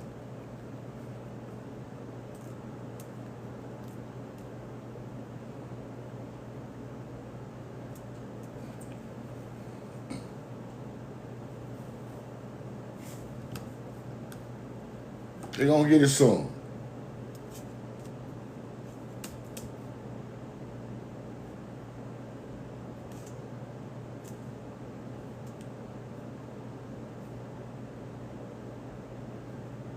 Any more questions, throw them in the chat. That's why Columbus bought a melanated Hebrew-speaking person with him when he came over here. He brought him with him. They didn't want to talk to the people first. A translator. Why would he do that if we not talking their language?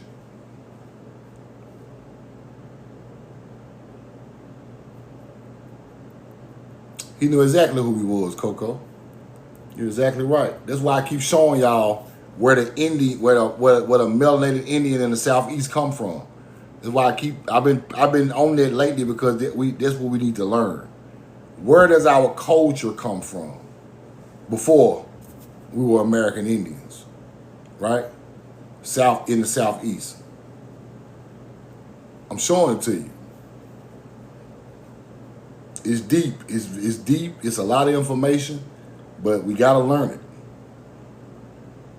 Columbus was melanated too. You're right. I think he was melanated too. But Columbus was a peon. See, Columbus was a peon, right? He didn't know ancient languages. He knew a little something, but he just was a. Other guys who with him had way more knowledge than him. The translator really done a whole lot of damage.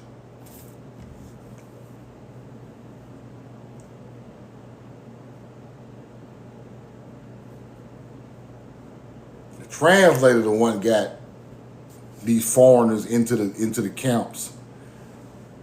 Got these foreigners off their boat. A lot of times people couldn't even get off their boat. It was attacking the boat before it even came out. They even parked it, right? These translators. They do the dirty work. Then you come back and attack them while they sleep, or you get them drunk, or you come back and pause and they water stuff. See, they do all type of stuff.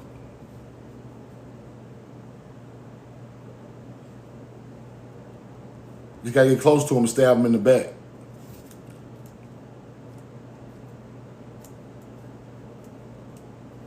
Any questions, hop in the chat. I appreciate that, Amaru. The shirts for sale, man. Hop in my DM. I got them for sale now. These shirts and the other real Indian shirts. Rashida, what's up? Got your shirts coming too. Roll the corn.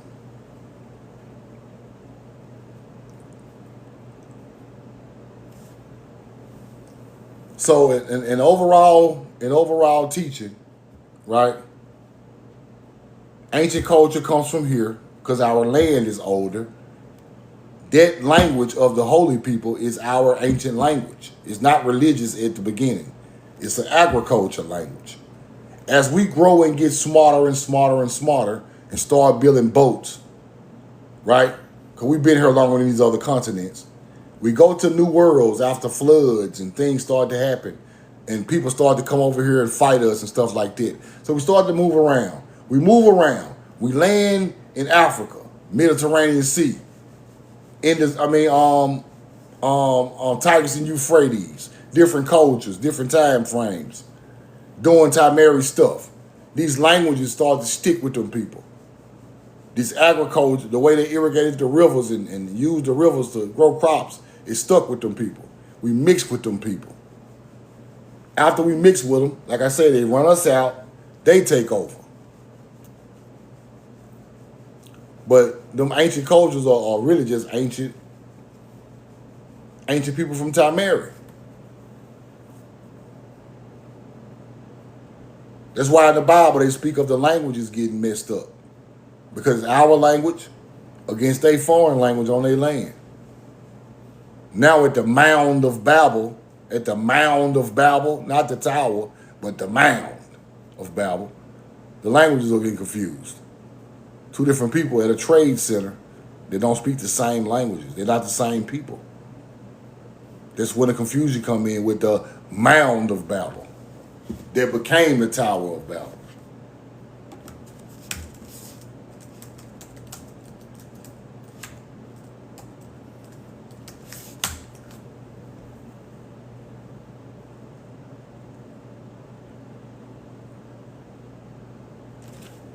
See,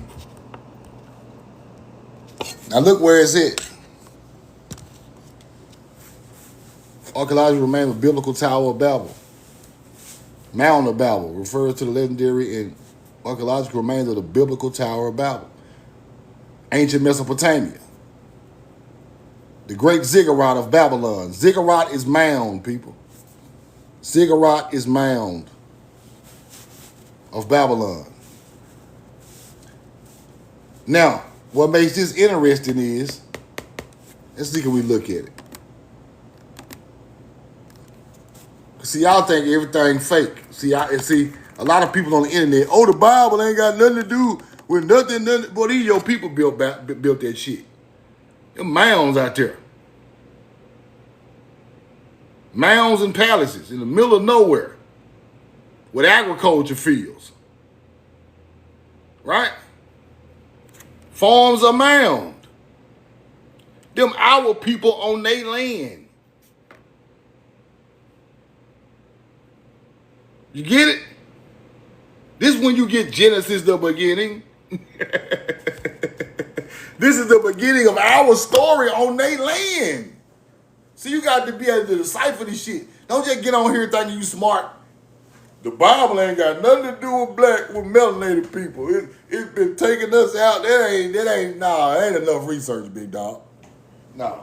Y'all can go on with that third grade education. Right? Stop the third grade knowledge. Stop acting like you from outer space, but your people ain't build no boat and build no mound in the desert. See, that's what I don't understand. Everything's so fucking intergalactical, but you don't know what the fuck went on in real history. I don't listen to none of y'all people with that. That's indoctrination, bro. Everything fake right here. Everything great your people done in the world, they wrote down that they lied to you about, but you over here teaching I come from the goddamn moon. No, bro. Y'all can get y'all ass out my way. Take that dumb shit over there, bro. Like, we got to get back to reality. It is too much myths going on. That's a myth you talking about. Right? This ain't no myth I'm talking about. We got real ships, real bones, real mounds, real fucking palaces, real castles and ziggurats and tails and pyramids. See, we got real spots that they put in the Bible because they know it's really there. It's really there. But you have to be able to understand the stories of stars that go along with these places on the ground. Then you understand the story. But if you don't know the stars, you can't understand it. If you don't know what a mound led to, you ain't gonna understand it. You just gonna say it's all fake. It's not all fake, people. Matter of fact, most of it is real. Now, some of the people in there are not real because they're talking about stars moving around the goddamn sun and the star moving in a circle. But you got to break that down for yourself. But some of them people in the Bible are real. Taharka is real. He real. He got a real goddamn pyramid. He got a real tomb. He in the Bible. Some of them stories come from real people from your bloodline. You think Babylon ain't real? That motherfucker go right there. It's really Babylon. Cities start when you put the mounds there. Then you build around the mounds. It's right there on the Euphrates River. I guarantee you corn rolled right there. I guarantee you, corn rolled right there. Irrigate the river, roll the corn, build the mounds. Just like over here. Where do you think they got that from? Mississippi River. Mississippi River is older than all them rivers over there. Don't let them people tell you our shit way older than them rivers over there. Way older. Mississippi River is the father of rivers. Misha Sapokni is the father of rivers. Beyond age. They don't even know how old it is. Right? The Temple Mound of Babel is still there today, as shown on Google Earth satellites. The Temple Mound of Babel. Y'all be thinking I'd be playing, man. The Temple Mound of Babel is still there today. Who you think built that? When you see agriculture coming on these rivers all over the world in ancient times, that is our culture. That's the way we irrigate the river. That's the way we grow crops. That's our style. That's our style, right? We pull up, find the river, irrigate it, put the crops we brung in the bag from where we come from, and roll the damn crops. Then we start building mounds and cities up of our people dying, our leaders, right there. Now, if that becomes biblical, that's not our fault. We were just being who we were. But it was so great to that land because it showed an ancient civilized culture, and it became great in these books and legends and mythology over time. That's how you got to study, right? I'm pretty sure the mounds align with the spring and the summer solstice, just like the mounds over here is. I'm pretty sure they is. Let's go look it up and see. I'm pretty sure it is.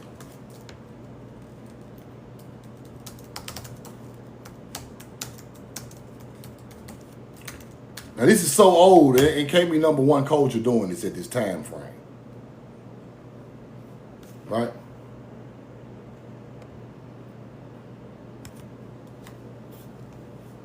The ziggurat of Ur is specifically famous for the intentional alignment with the summer solstice.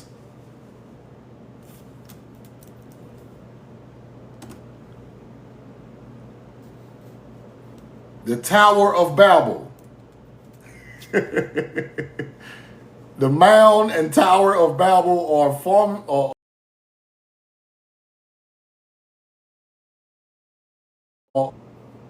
on the vernal spring equinox. On the vernal spring equinox. Two in the chat, two in the chat, two in the chat, two in the chat, two in the chat, two in the chat, two in the chat, two in the chat, two in the chat, two in the chat, two in the chat. Now, let me ask y'all some questions. Since ain't nobody got no questions for me, I'm gonna ask y'all some questions. Now, why would, if this is so religious wise, the Mound of Babel, why is it aligned with the spring equinox? What's the real meaning there? Put it in the chat. Put it in the chat. I'm going to start asking y'all questions. If it's so religious, why is it aligned with the spring equinox? Tower of Babel, the Mounds of Babel. Huh? Anybody can answer that question? Put it in the chat. Let me ask y'all some questions. Because you got to understand what I'm telling you. That's the new year, but why is that the new year? Sincerely yours. What is the real new year? The planting of seeds is one. That's a great answer, Rudy Ray. But before you plant, life is returning. Great answer. Spring, great answer. Right? The real first teaching of the new year is the resurrection of the earth. This is where the knowledge of the resurrection of man come from. The earth regenerates green during the spring, right? During the spring. It's rejuvenation of the earth. It's the green earth coming back, right? Roll the corn. It's rejuvenation of the earth. It's the green earth coming back, right? Roll the corn.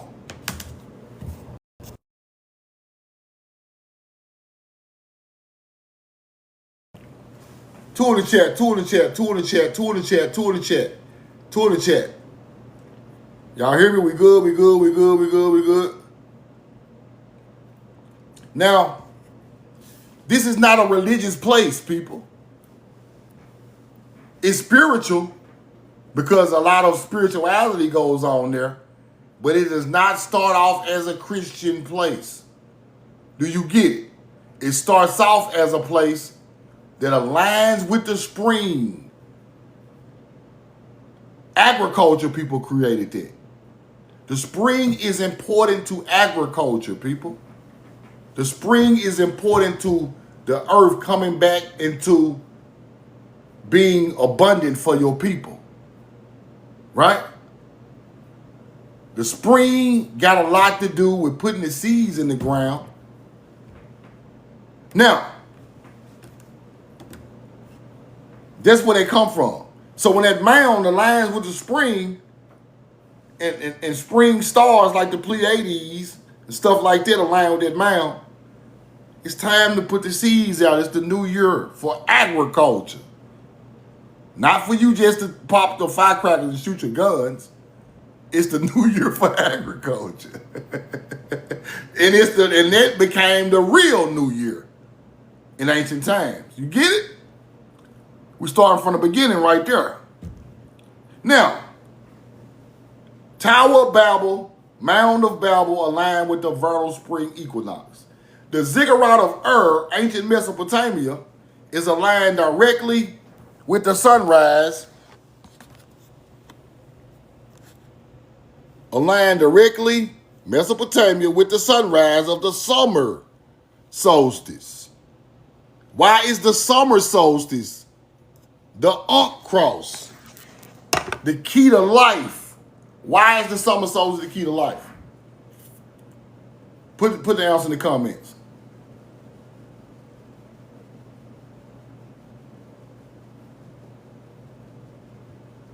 Anybody know the answer? Put it in the comments.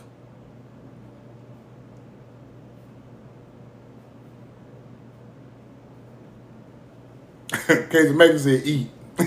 Yeah, you're right, Casey, but why is the summer solstice so important to your ancient culture?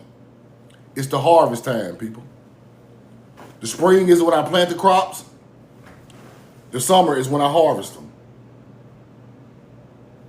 That's why Egypt and Samaria and the mound builders and the ancient American Indians were doing the same thing, because the mounds all over Mississippi, Louisiana, Georgia, and Florida align with the summer and the spring and summer equinoxes.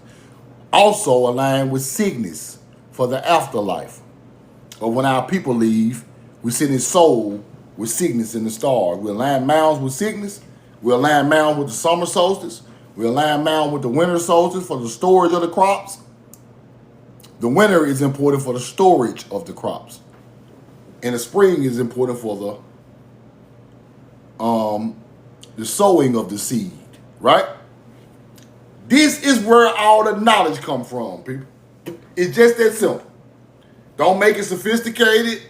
Don't try to say white people made up the resurrection of Jesus. That ain't where they got there. They got there from our ancient spring culture.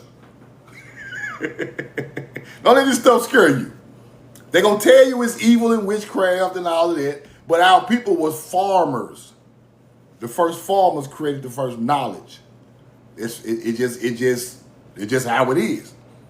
They use their earth knowledge to go along with farming. Then big outstanding knowledge comes and they start to build pyramids. They built mounds.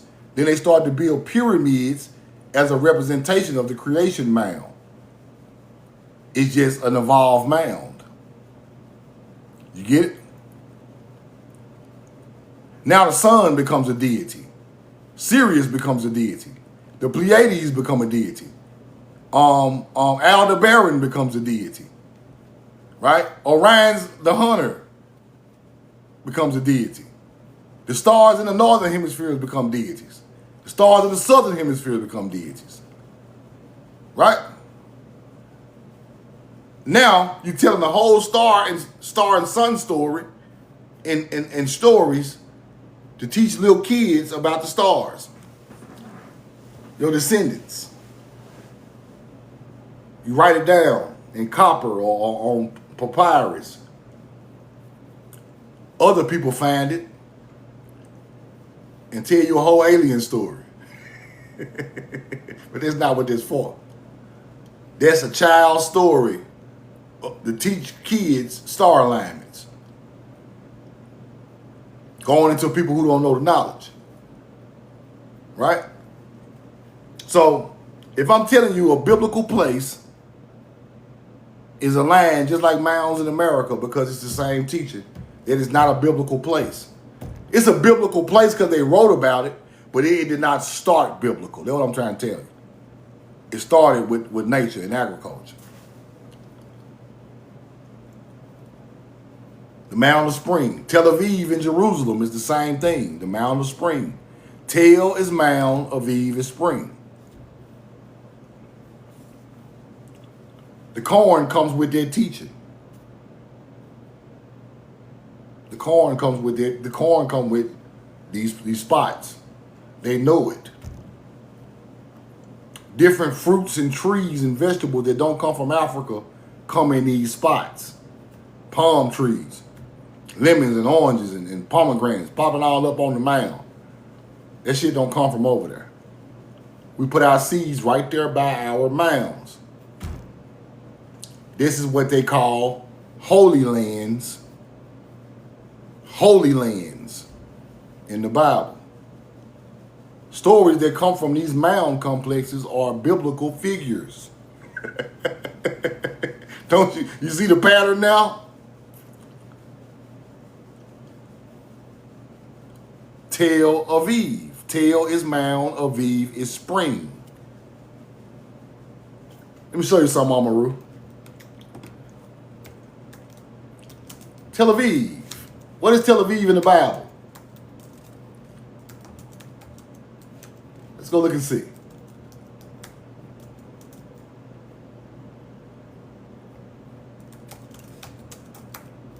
What it mean? What it mean in the Bible, Amaru?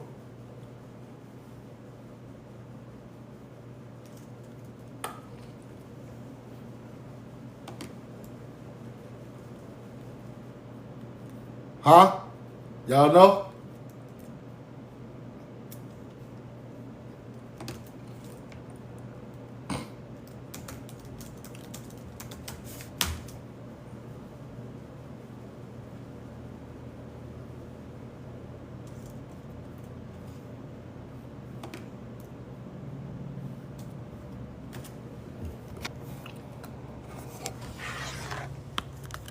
Let me show you.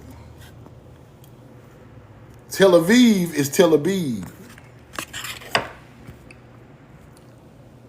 The fresh ears of grain or spring. Old New World, right? Tel Aviv is Tel Aviv, right? Tel Aviv is corn, bro. Abib is corn. The fresh ears of grain, stop it. Stop it. I made the whole internet change that.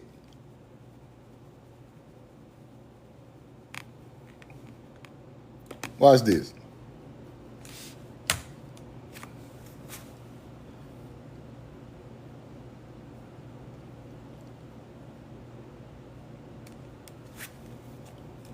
Hold on. Tel Aviv, before they got to changing all these words around.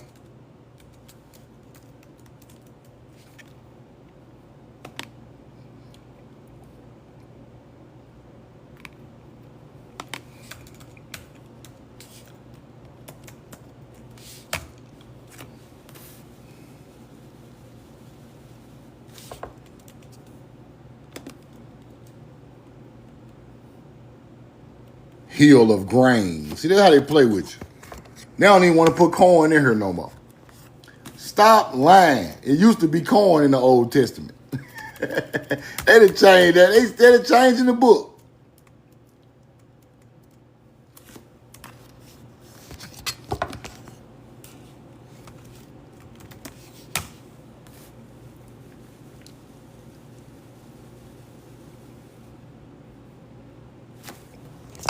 The association between Tel Aviv and corn comes from the literal Hebrew translations of its name. Abib, ears of grain, ears of corn. There it is. There it is. I knew I was going to find it. Ain't no motherfucking ear or no wheat. Ain't no ear or no damn barley. Just an ear of corn. Now, Tel Aviv is Tel Aviv.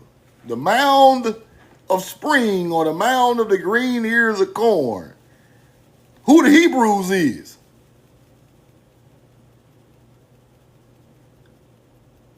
Us. Us. Y'all, you get it? Do you get it? Us. Us. I'm just gonna keep telling y'all who they us.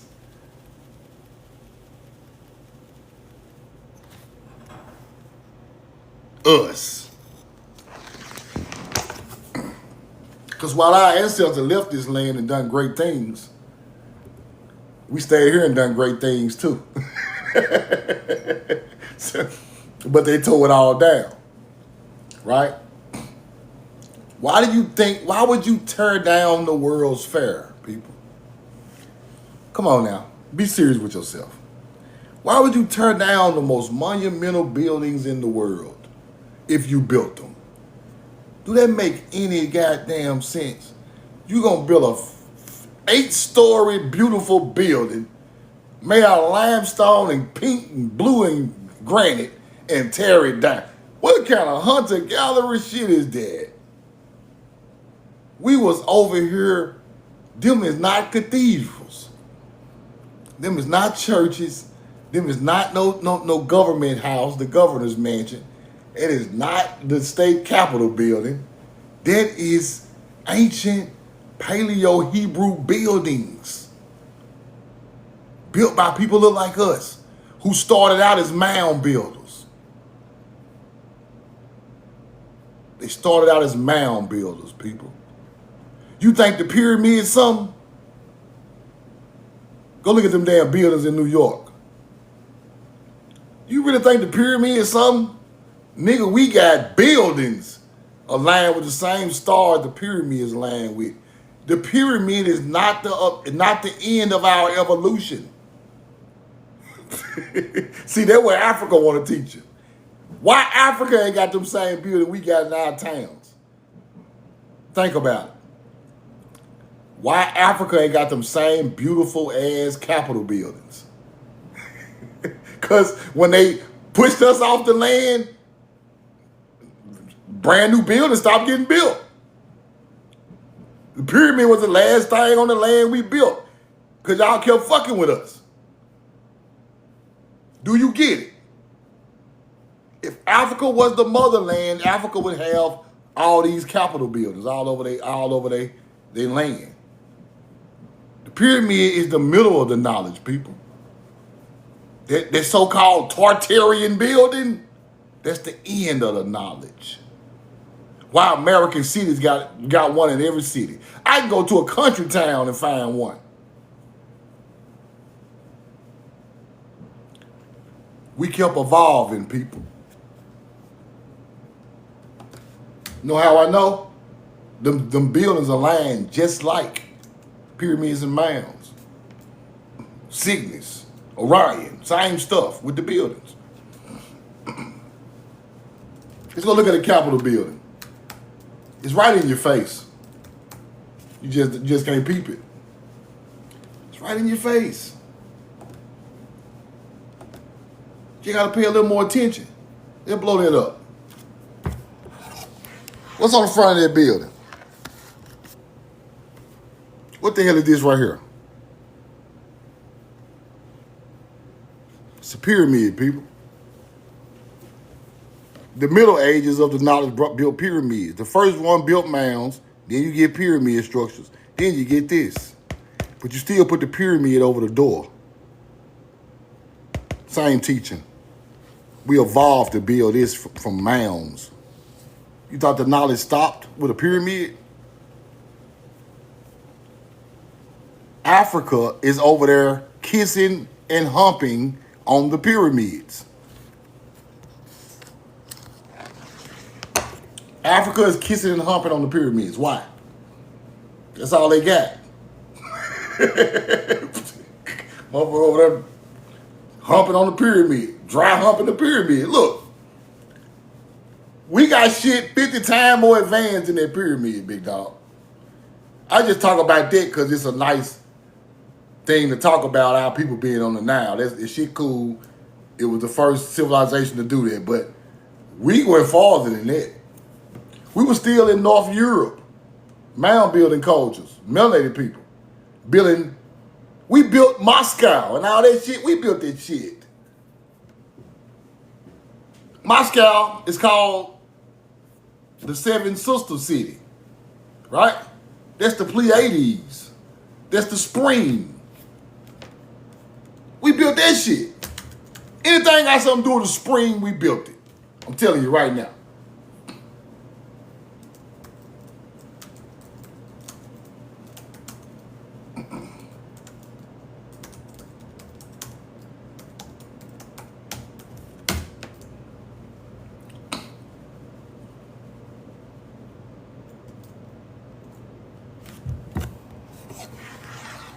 The Seven Sisters, iconic skyscrapers in Moscow. Shit wasn't built in no 1947. They capping. The crown jewel, Moscow State University, right? It is not only the largest of the Seven Sisters buildings, but also remains the tallest educational building in the world. Seven Sisters. Why is Moscow called the Seven Sisters City? Why? Let me show you real quick.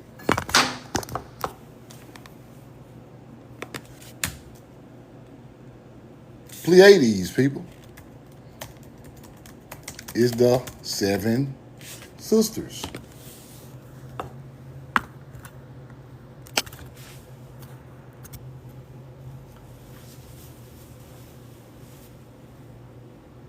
Seven Sisters in Taurus. Greek mythology for the spring. Taurus the bull and the Seven Sisters. You get it?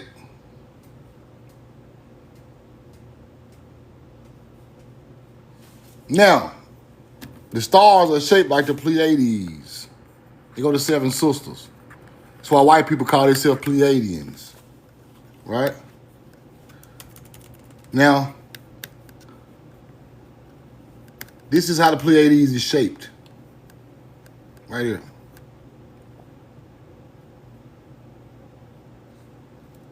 Right? Let's go back.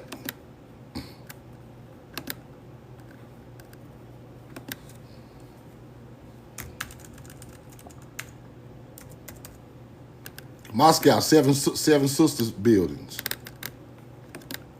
The buildings are aligned with the Pleiades star system on the ground. I wish I could find it real quick. You got one of them right here. The buildings are aligned just like that.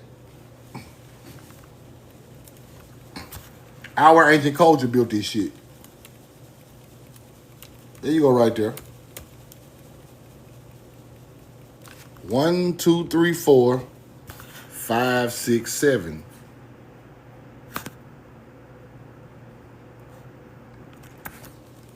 Shaped just like the Pleiades star system. Look at that. Look how big that building is. See that? Look at that.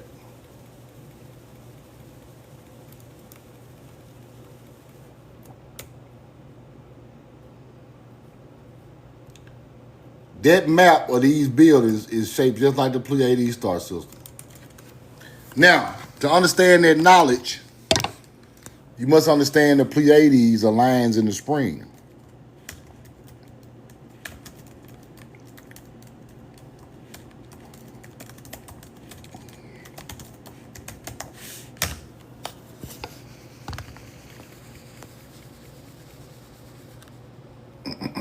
Now, they come with the UFO shit. Now see, blonde hair, blue-eyed Pleiadians.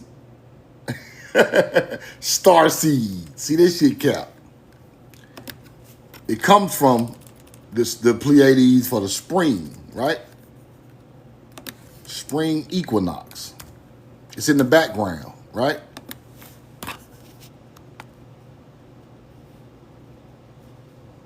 So they keep coming with the alien teaching. They want you to believe this shit instead of the truth.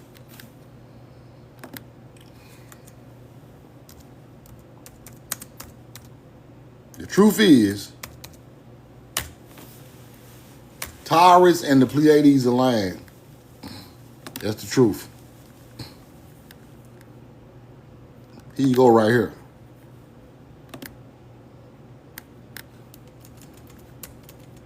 In the spring. There you go right there. There's Taurus, the horns of Taurus. They go to Pleiades with the 7 stars right there.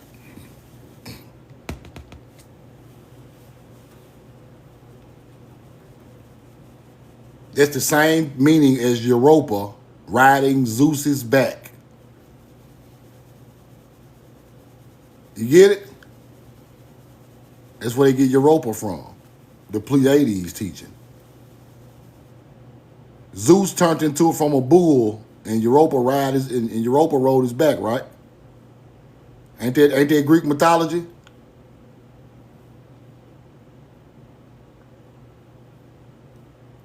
It's a spring teaching.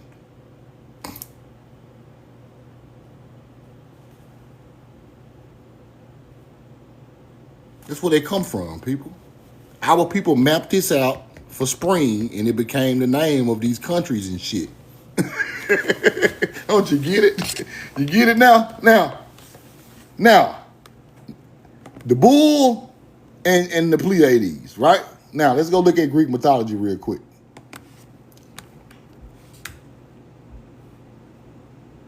Europa. First, I'm going to show you Europa is associated with the Pleiades. That's why these people, we name these people shit over there. And y'all want to act like we come from over there. Y'all got me fucked up.